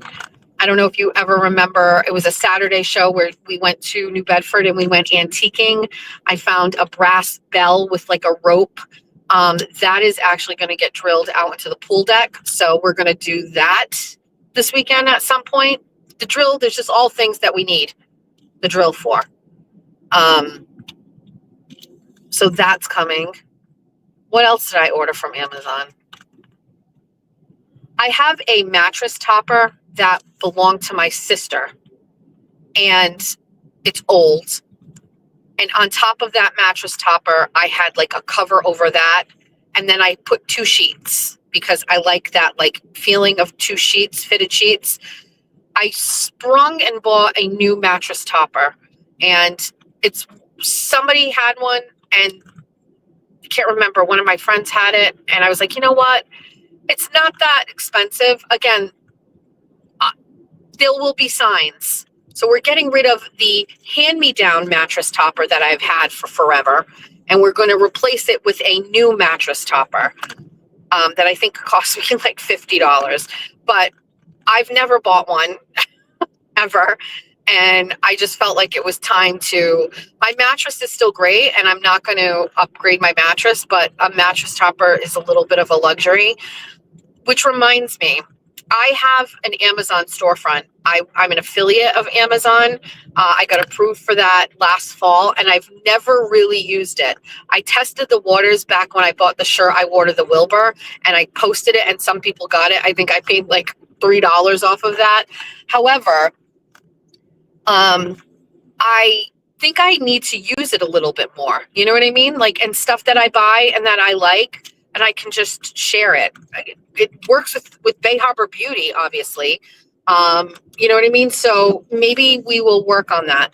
The other thing that I purchased, which again is arriving, everything is arriving today. I purchased a brand new microphone. Actually, I don't think that one is arriving today. I have to go in and look. I think it's a separate batch that comes on Sunday. I ordered a new microphone for what I think is going to be exceptional audio for 24 on 24, because we are going to upload 24 on 24 to Spotify and iTunes. We have accounts with them already, and we are now going to upload those audios to iTunes and Spotify. So you can listen to 24 on 24 as a true podcast, so to speak. I'm sure a lot of people don't mind that it's done this way. That is another part of the evolution of the show that I will share with you. Like, I was like, yeah, let's get behind the camera and let's show documents and things like that. I'm just not sure that that's really what the kind of show that it's going to be. It still needs to be a predominantly like vocal show, talking, not on camera, and audio based. And I think that is true to radio. It's true to how I like to be. It eliminates me having to look a certain way. It eliminates people fucking making fun of me. And I think, yes, I got a sure. Yes, I did. I looked at Rode, but I got a sure. And so I just think that's the way I want it to be. I just want it to, there's too much pressure to look a certain way, to be on camera. And it takes away from what I'm good at, which is the talking. It's distracting for me. So sorry for everybody that wants to see my pretty face. I think it's better to do it this way. So with that being said, I was like, well, if we're going to do that, then the quality of the audio better be fucking exceptional. So I ordered a new mic, and I'm hoping, I think we're going to have, a couple of days of testing things out and making sure everything goes well. But yeah, so hopefully the audio will just be exceptional. Believe me, I understand. You've been going around in a car with me for a year or, a school year, and you hear the phone cradle, you hear everything. And I'm away from the phone. I'm not even on a fucking microphone. It's stupid. It's just going to be next level when I'm talking into a mic that you can hear with clarity. And so that is also something that's going to get worked on this weekend. On Sunday, we are going to Cisco in New Bedford. There is an event at night for some wrestling thing that Cheryl Pimentel Costa's husband Craig is in. Some of you met Craig and Cheryl at my meet and greet. He's a Somerset firefighter. He's also like a semi-pro wrestler, and they're having an event at Cisco. It's outside. The weather looks like it's going to be great. From what I can tell, there are no costs or anything to this, and it starts at 6 p.m. So Jeff and I are going to be there. Julia and Aiden are going. I'm not sure if TT is going, but we will be there if you're in the area or you plan on going.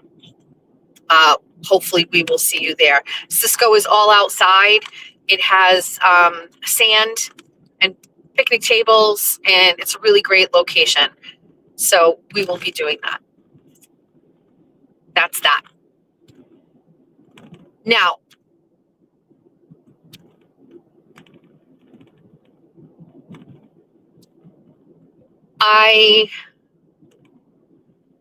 the downside to not being on Twitter is that I don't get to see a lot of the news.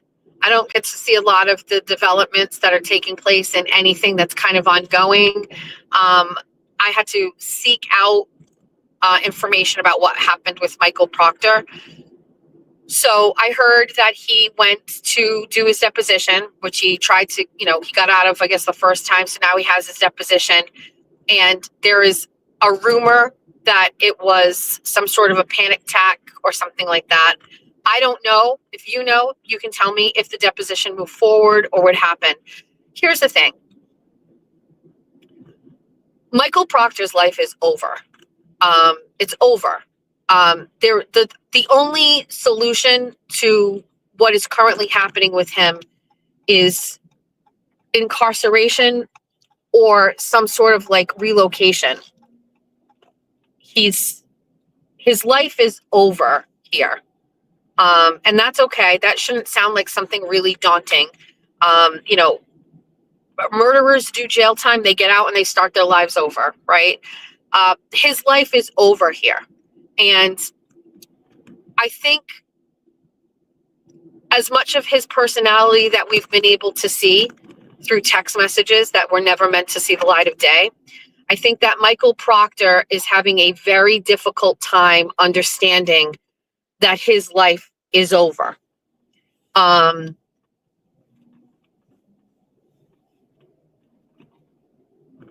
The situation with Michael Proctor is a reminder to me, which I know and I carry with me all the time because of what happened here in Somerset, that there are people who walk around like regular members of our society who have no morals, and they are able to find success in life.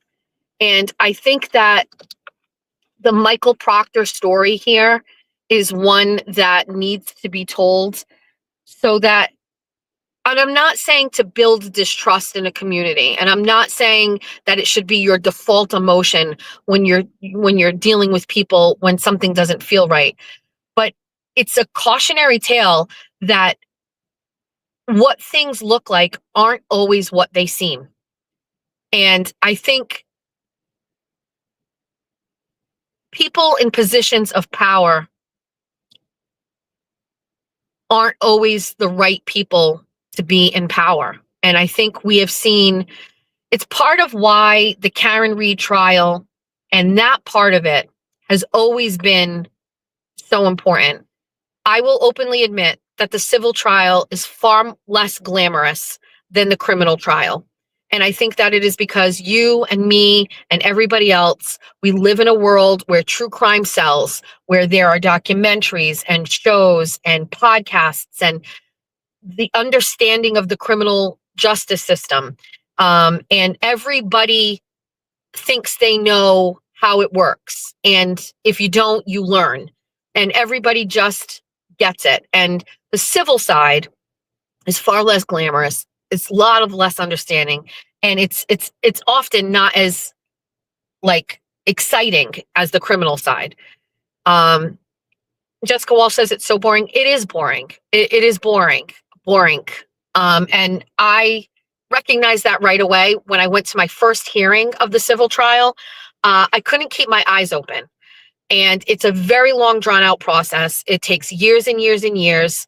And it's almost sometimes not worth my investment to go because I was getting nothing out of that, right? It's just a lot. Now, with that being said, imagine how Karen Reed feels.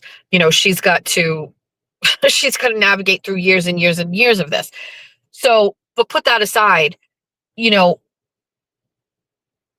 Michael Proctor he's not the only one. He is not the only one like that.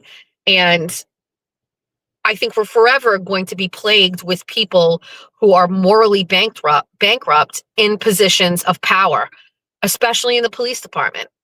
And, I don't know what a 20-year veteran of the police department looks like who was hired post BLM. We don't know. We're still in it, right? But there are a lot of different types of people that are becoming police officers now because of the BLM movement and, really the distrust in police officers because of that. Wrongfully, by the way. George Floyd was not killed. And so, I'm not going to make this political because people will lose their minds, but you and I both know that the BLM thing was all a political movement financed by Democrats and, the Biden administration, but that's neither here nor there. There are less people willing to become police officers today than there were prior to the BLM riots, right? Because as much as maybe some people want to serve, nobody's going to fucking run the risk of fucking dealing with a call and then going to jail or starting a riot.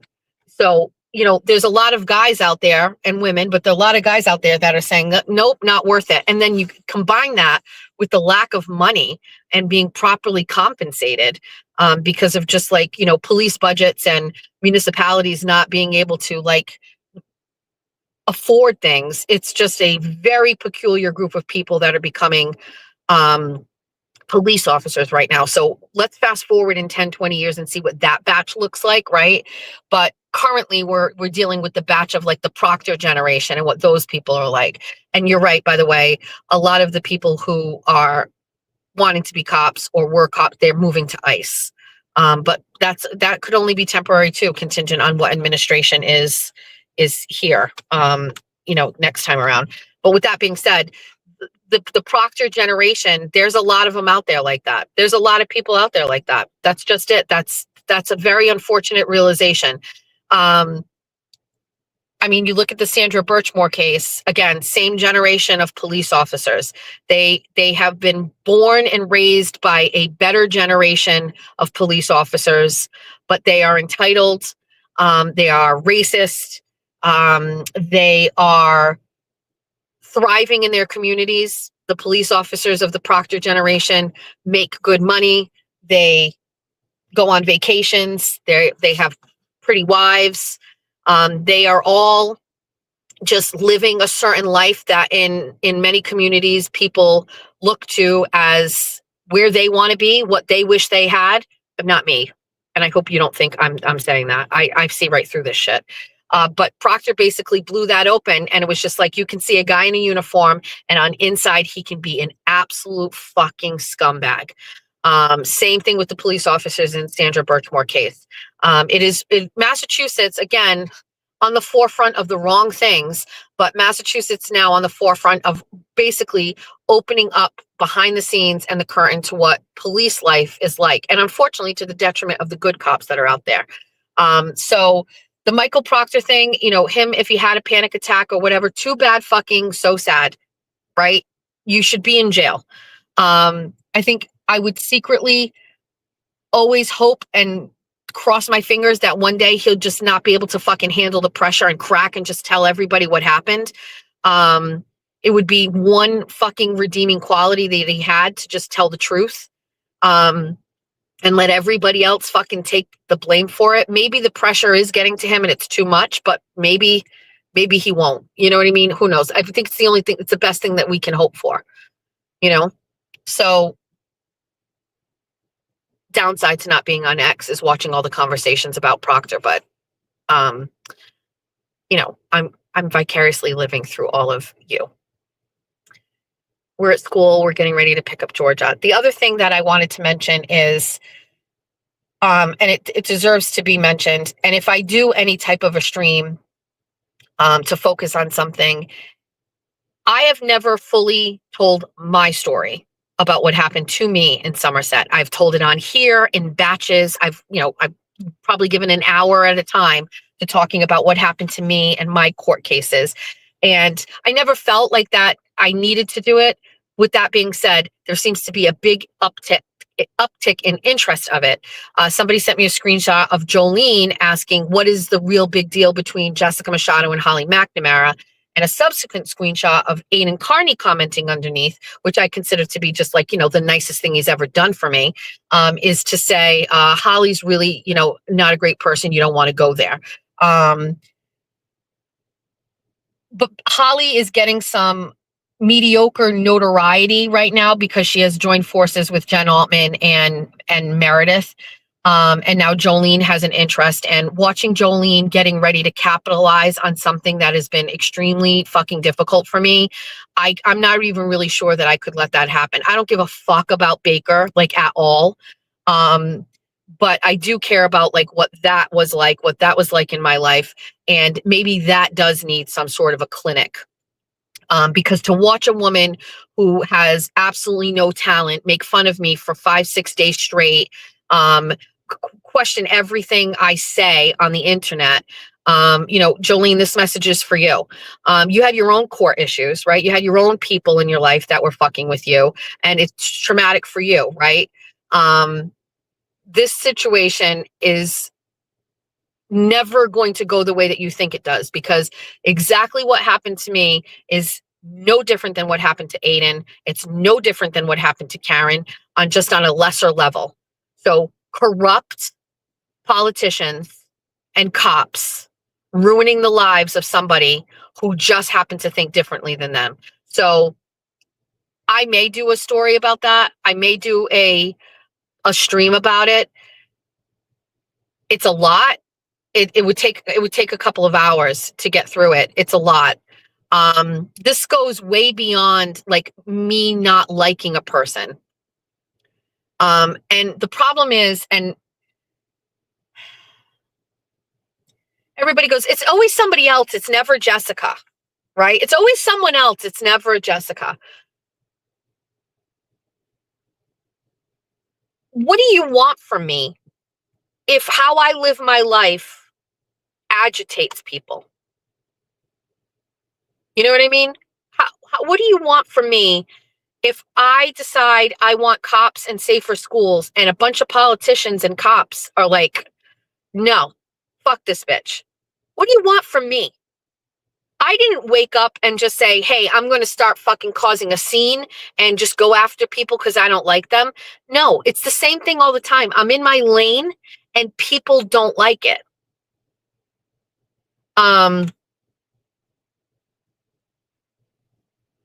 Jolene has money now, but she's making it by doing the thing that makes her feel bad about herself. I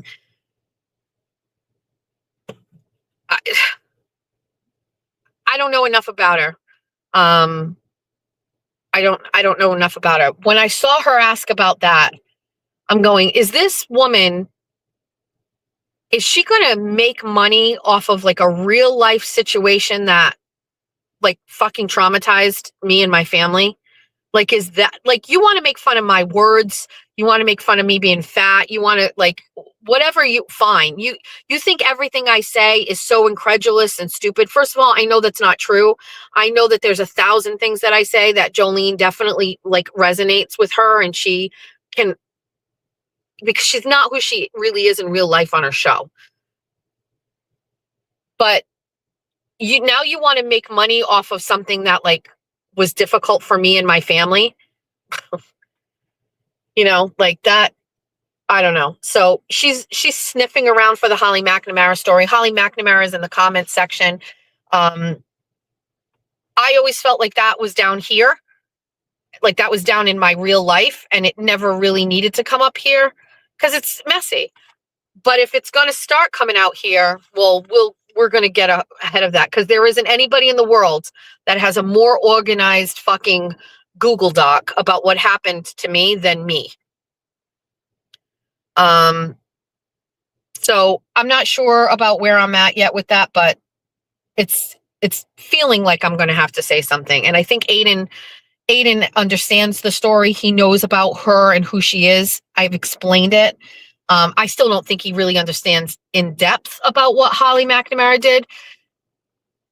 Let me just explain this in one way. Holly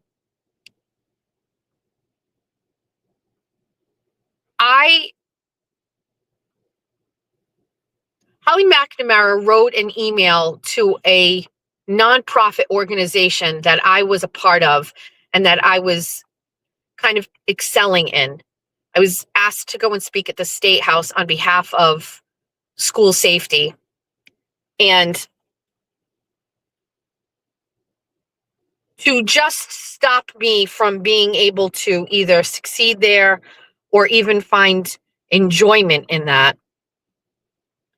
Let me just tell Georgia I'm here.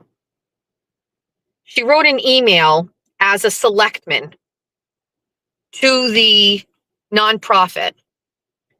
And in the email, this makes me want to punch through the window in my car. In the email, as a professional, right? She wrote the email from her town account as a selectman with a bunch of bullshit in it about her and the community and how much she loves the community and all shit like that. She wrote one statement that was a flat out lie. And she said that I broke into a school. And now this is a person who is in a leadership role, an elected official, part of the governing body. And from her work email, and in the context of her being a beloved community leader, wrote that I broke into a school. And that organization called me the day after they got that email and told me they got it. They didn't tell me specifically about what was in it or who it was from, but that they received something in an email, that it was authenticated, and that they could not have me associated or attached with the program anymore and cut ties for me. And I was devastated. I always felt like it was somebody that I knew in my community that hated me. I loved this program so much. I bought t-shirts for it, but it's the Sandy Hook Promise program. Sandy Hook massacre changed my life as a parent. Anybody who had children during the time of the Sandy Hook massacre, which is, my children were very little. They were the same age as the children that were killed. It changed me forever because I used to send my children to school with no fear, and Sandy Hook changed that and made me very upset and worried that my children were going to be shot in school. Perhaps irrational, but it changed the fiber of my being as a parent. And when I learned about the Sandy Hook Promise program, which was cultivated by the surviving parents of the children who were killed, and the program itself, which was nonpartisan, didn't focus on cops or guns, but focused on what schools could teach children to do to potentially change the outcome of when a child shot another child. I was drawn to that. And at the same time, I was advocating for police officers to protect our kids in schools. But the Sandy Hook Promise program had a completely different part to it, which was see something, say something. If you are a child and you see something, go to a safe adult and tell them. It could make the difference. And it also had start each day with hello for the lesser, younger children. Just make sure a teacher or a person at the school connects with each student every day and says hello, because it's at that point of connection you may be able to uncover something that could lead to something else. And I just loved.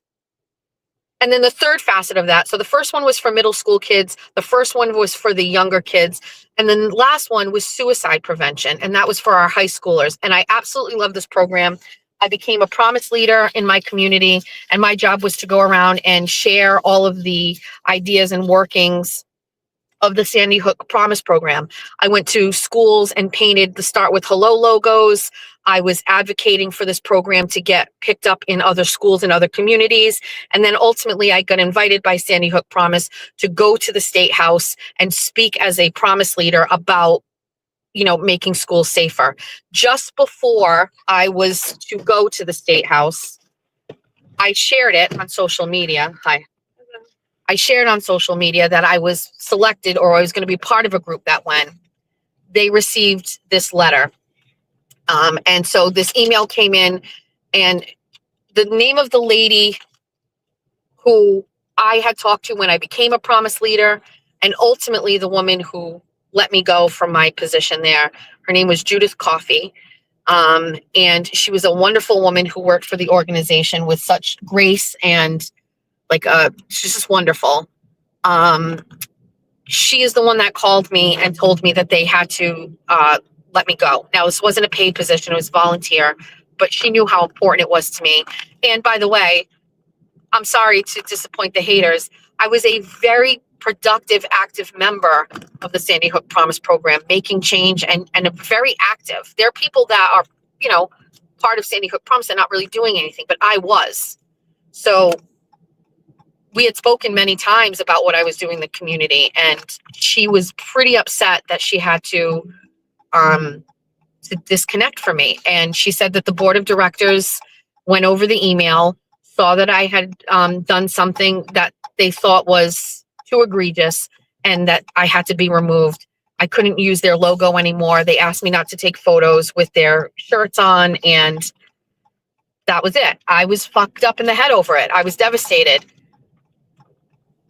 2 years later, 3 years later, maybe, my friend Kathy put in a public records request for emails of Holly McNamara's after during the time maybe she was getting ready to leave office. And she got a jump flash drive. And in the flash drive of thousands of emails, there was an email from Holly McNamara to the Sandy Hook Promise program. This came years after this had happened. So instead of giving it to me or whatever, she said, I would recommend putting in a public records request for an email dated on this date from Holly McNamara. And I did. And I got my own public records request, and I opened the email and I saw the email where she said that I broke into a building. I've never broken into a school. I never did any such thing.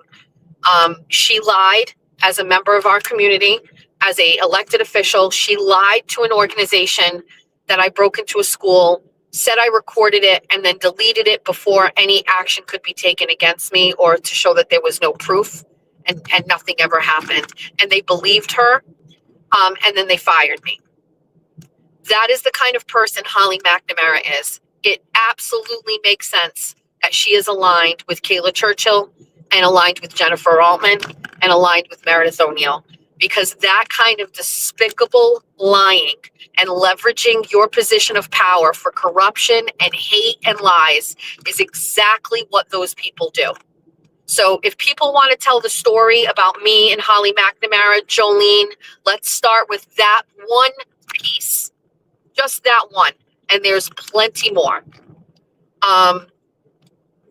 Now, I don't blame Sandy Hook they're not in the business of like calling police departments and being like, hey, did this girl break into a building? Do you have a report on this? They don't have fucking time for that. And they were just like, we're just cutting ties. We're not fucking doing it. We're not doing it. And because I didn't know where it came from, and I didn't know, there was nothing I could do except just fucking be sad over it. Right? In my walk-in closet, I have like, it's a big, huge walk-in closet. There's wall space, and I have picture frames hung up, and the picture frames are like, I don't know, 2 inches deep. So on the top of them, I can put like little trinkets and things. And I have my pin that I got when I became a promise leader. And every day when I go in that closet, I see that pin and I look at it and I remember what these fucking people did to me.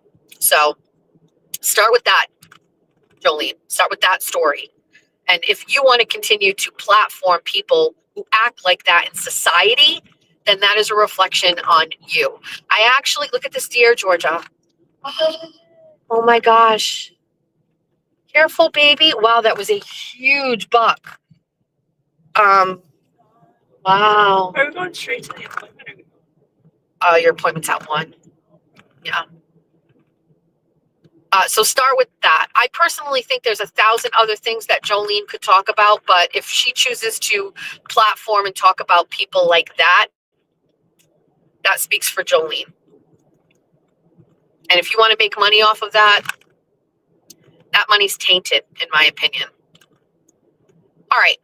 I have Georgia in the car. Georgia has a hair appointment today at Rob Roy Academy at 1 o'clock. She's going to go get a haircut.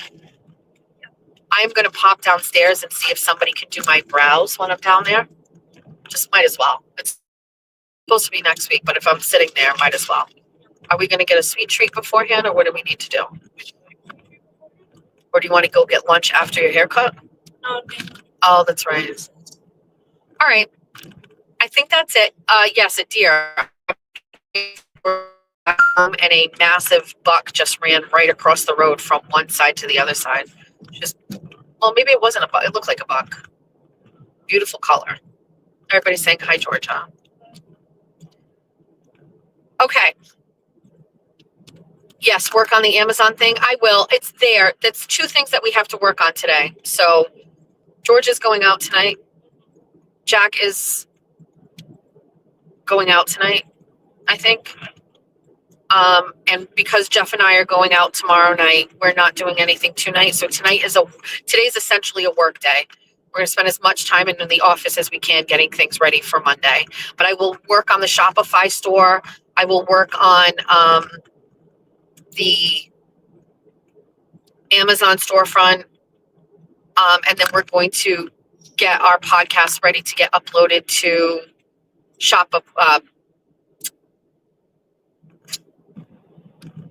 what's the music one?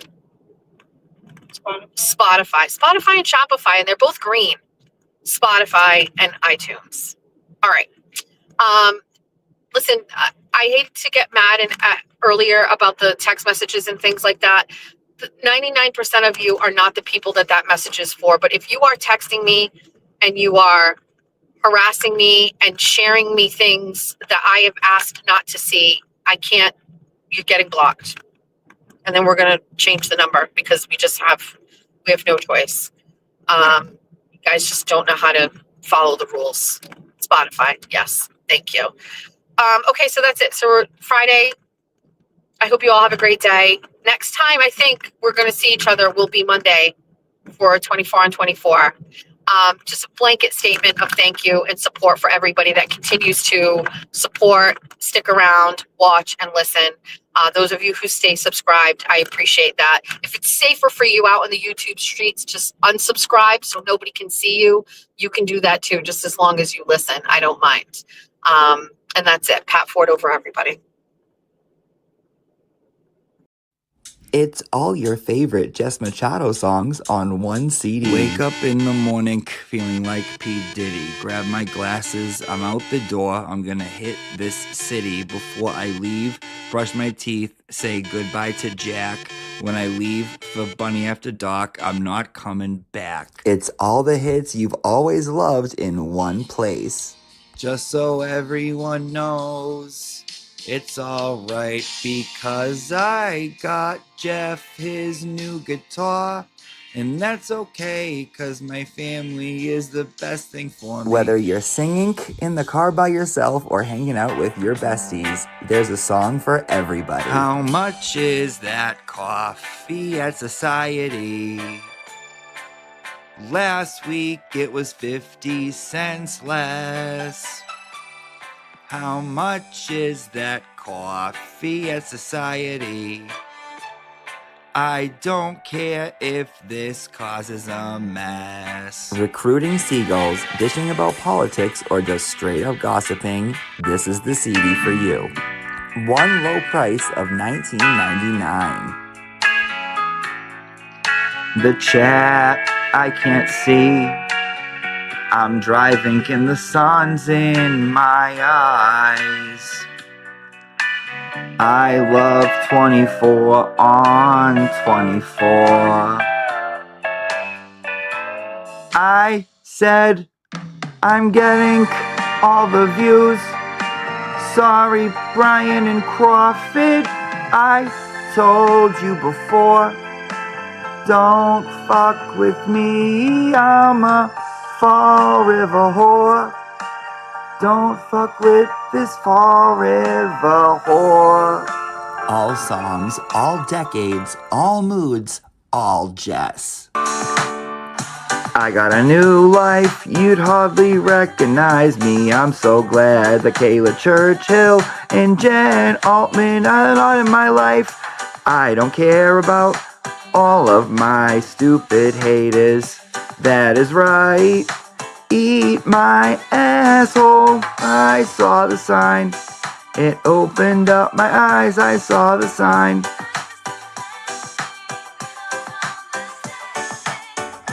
Get out of bed and call today.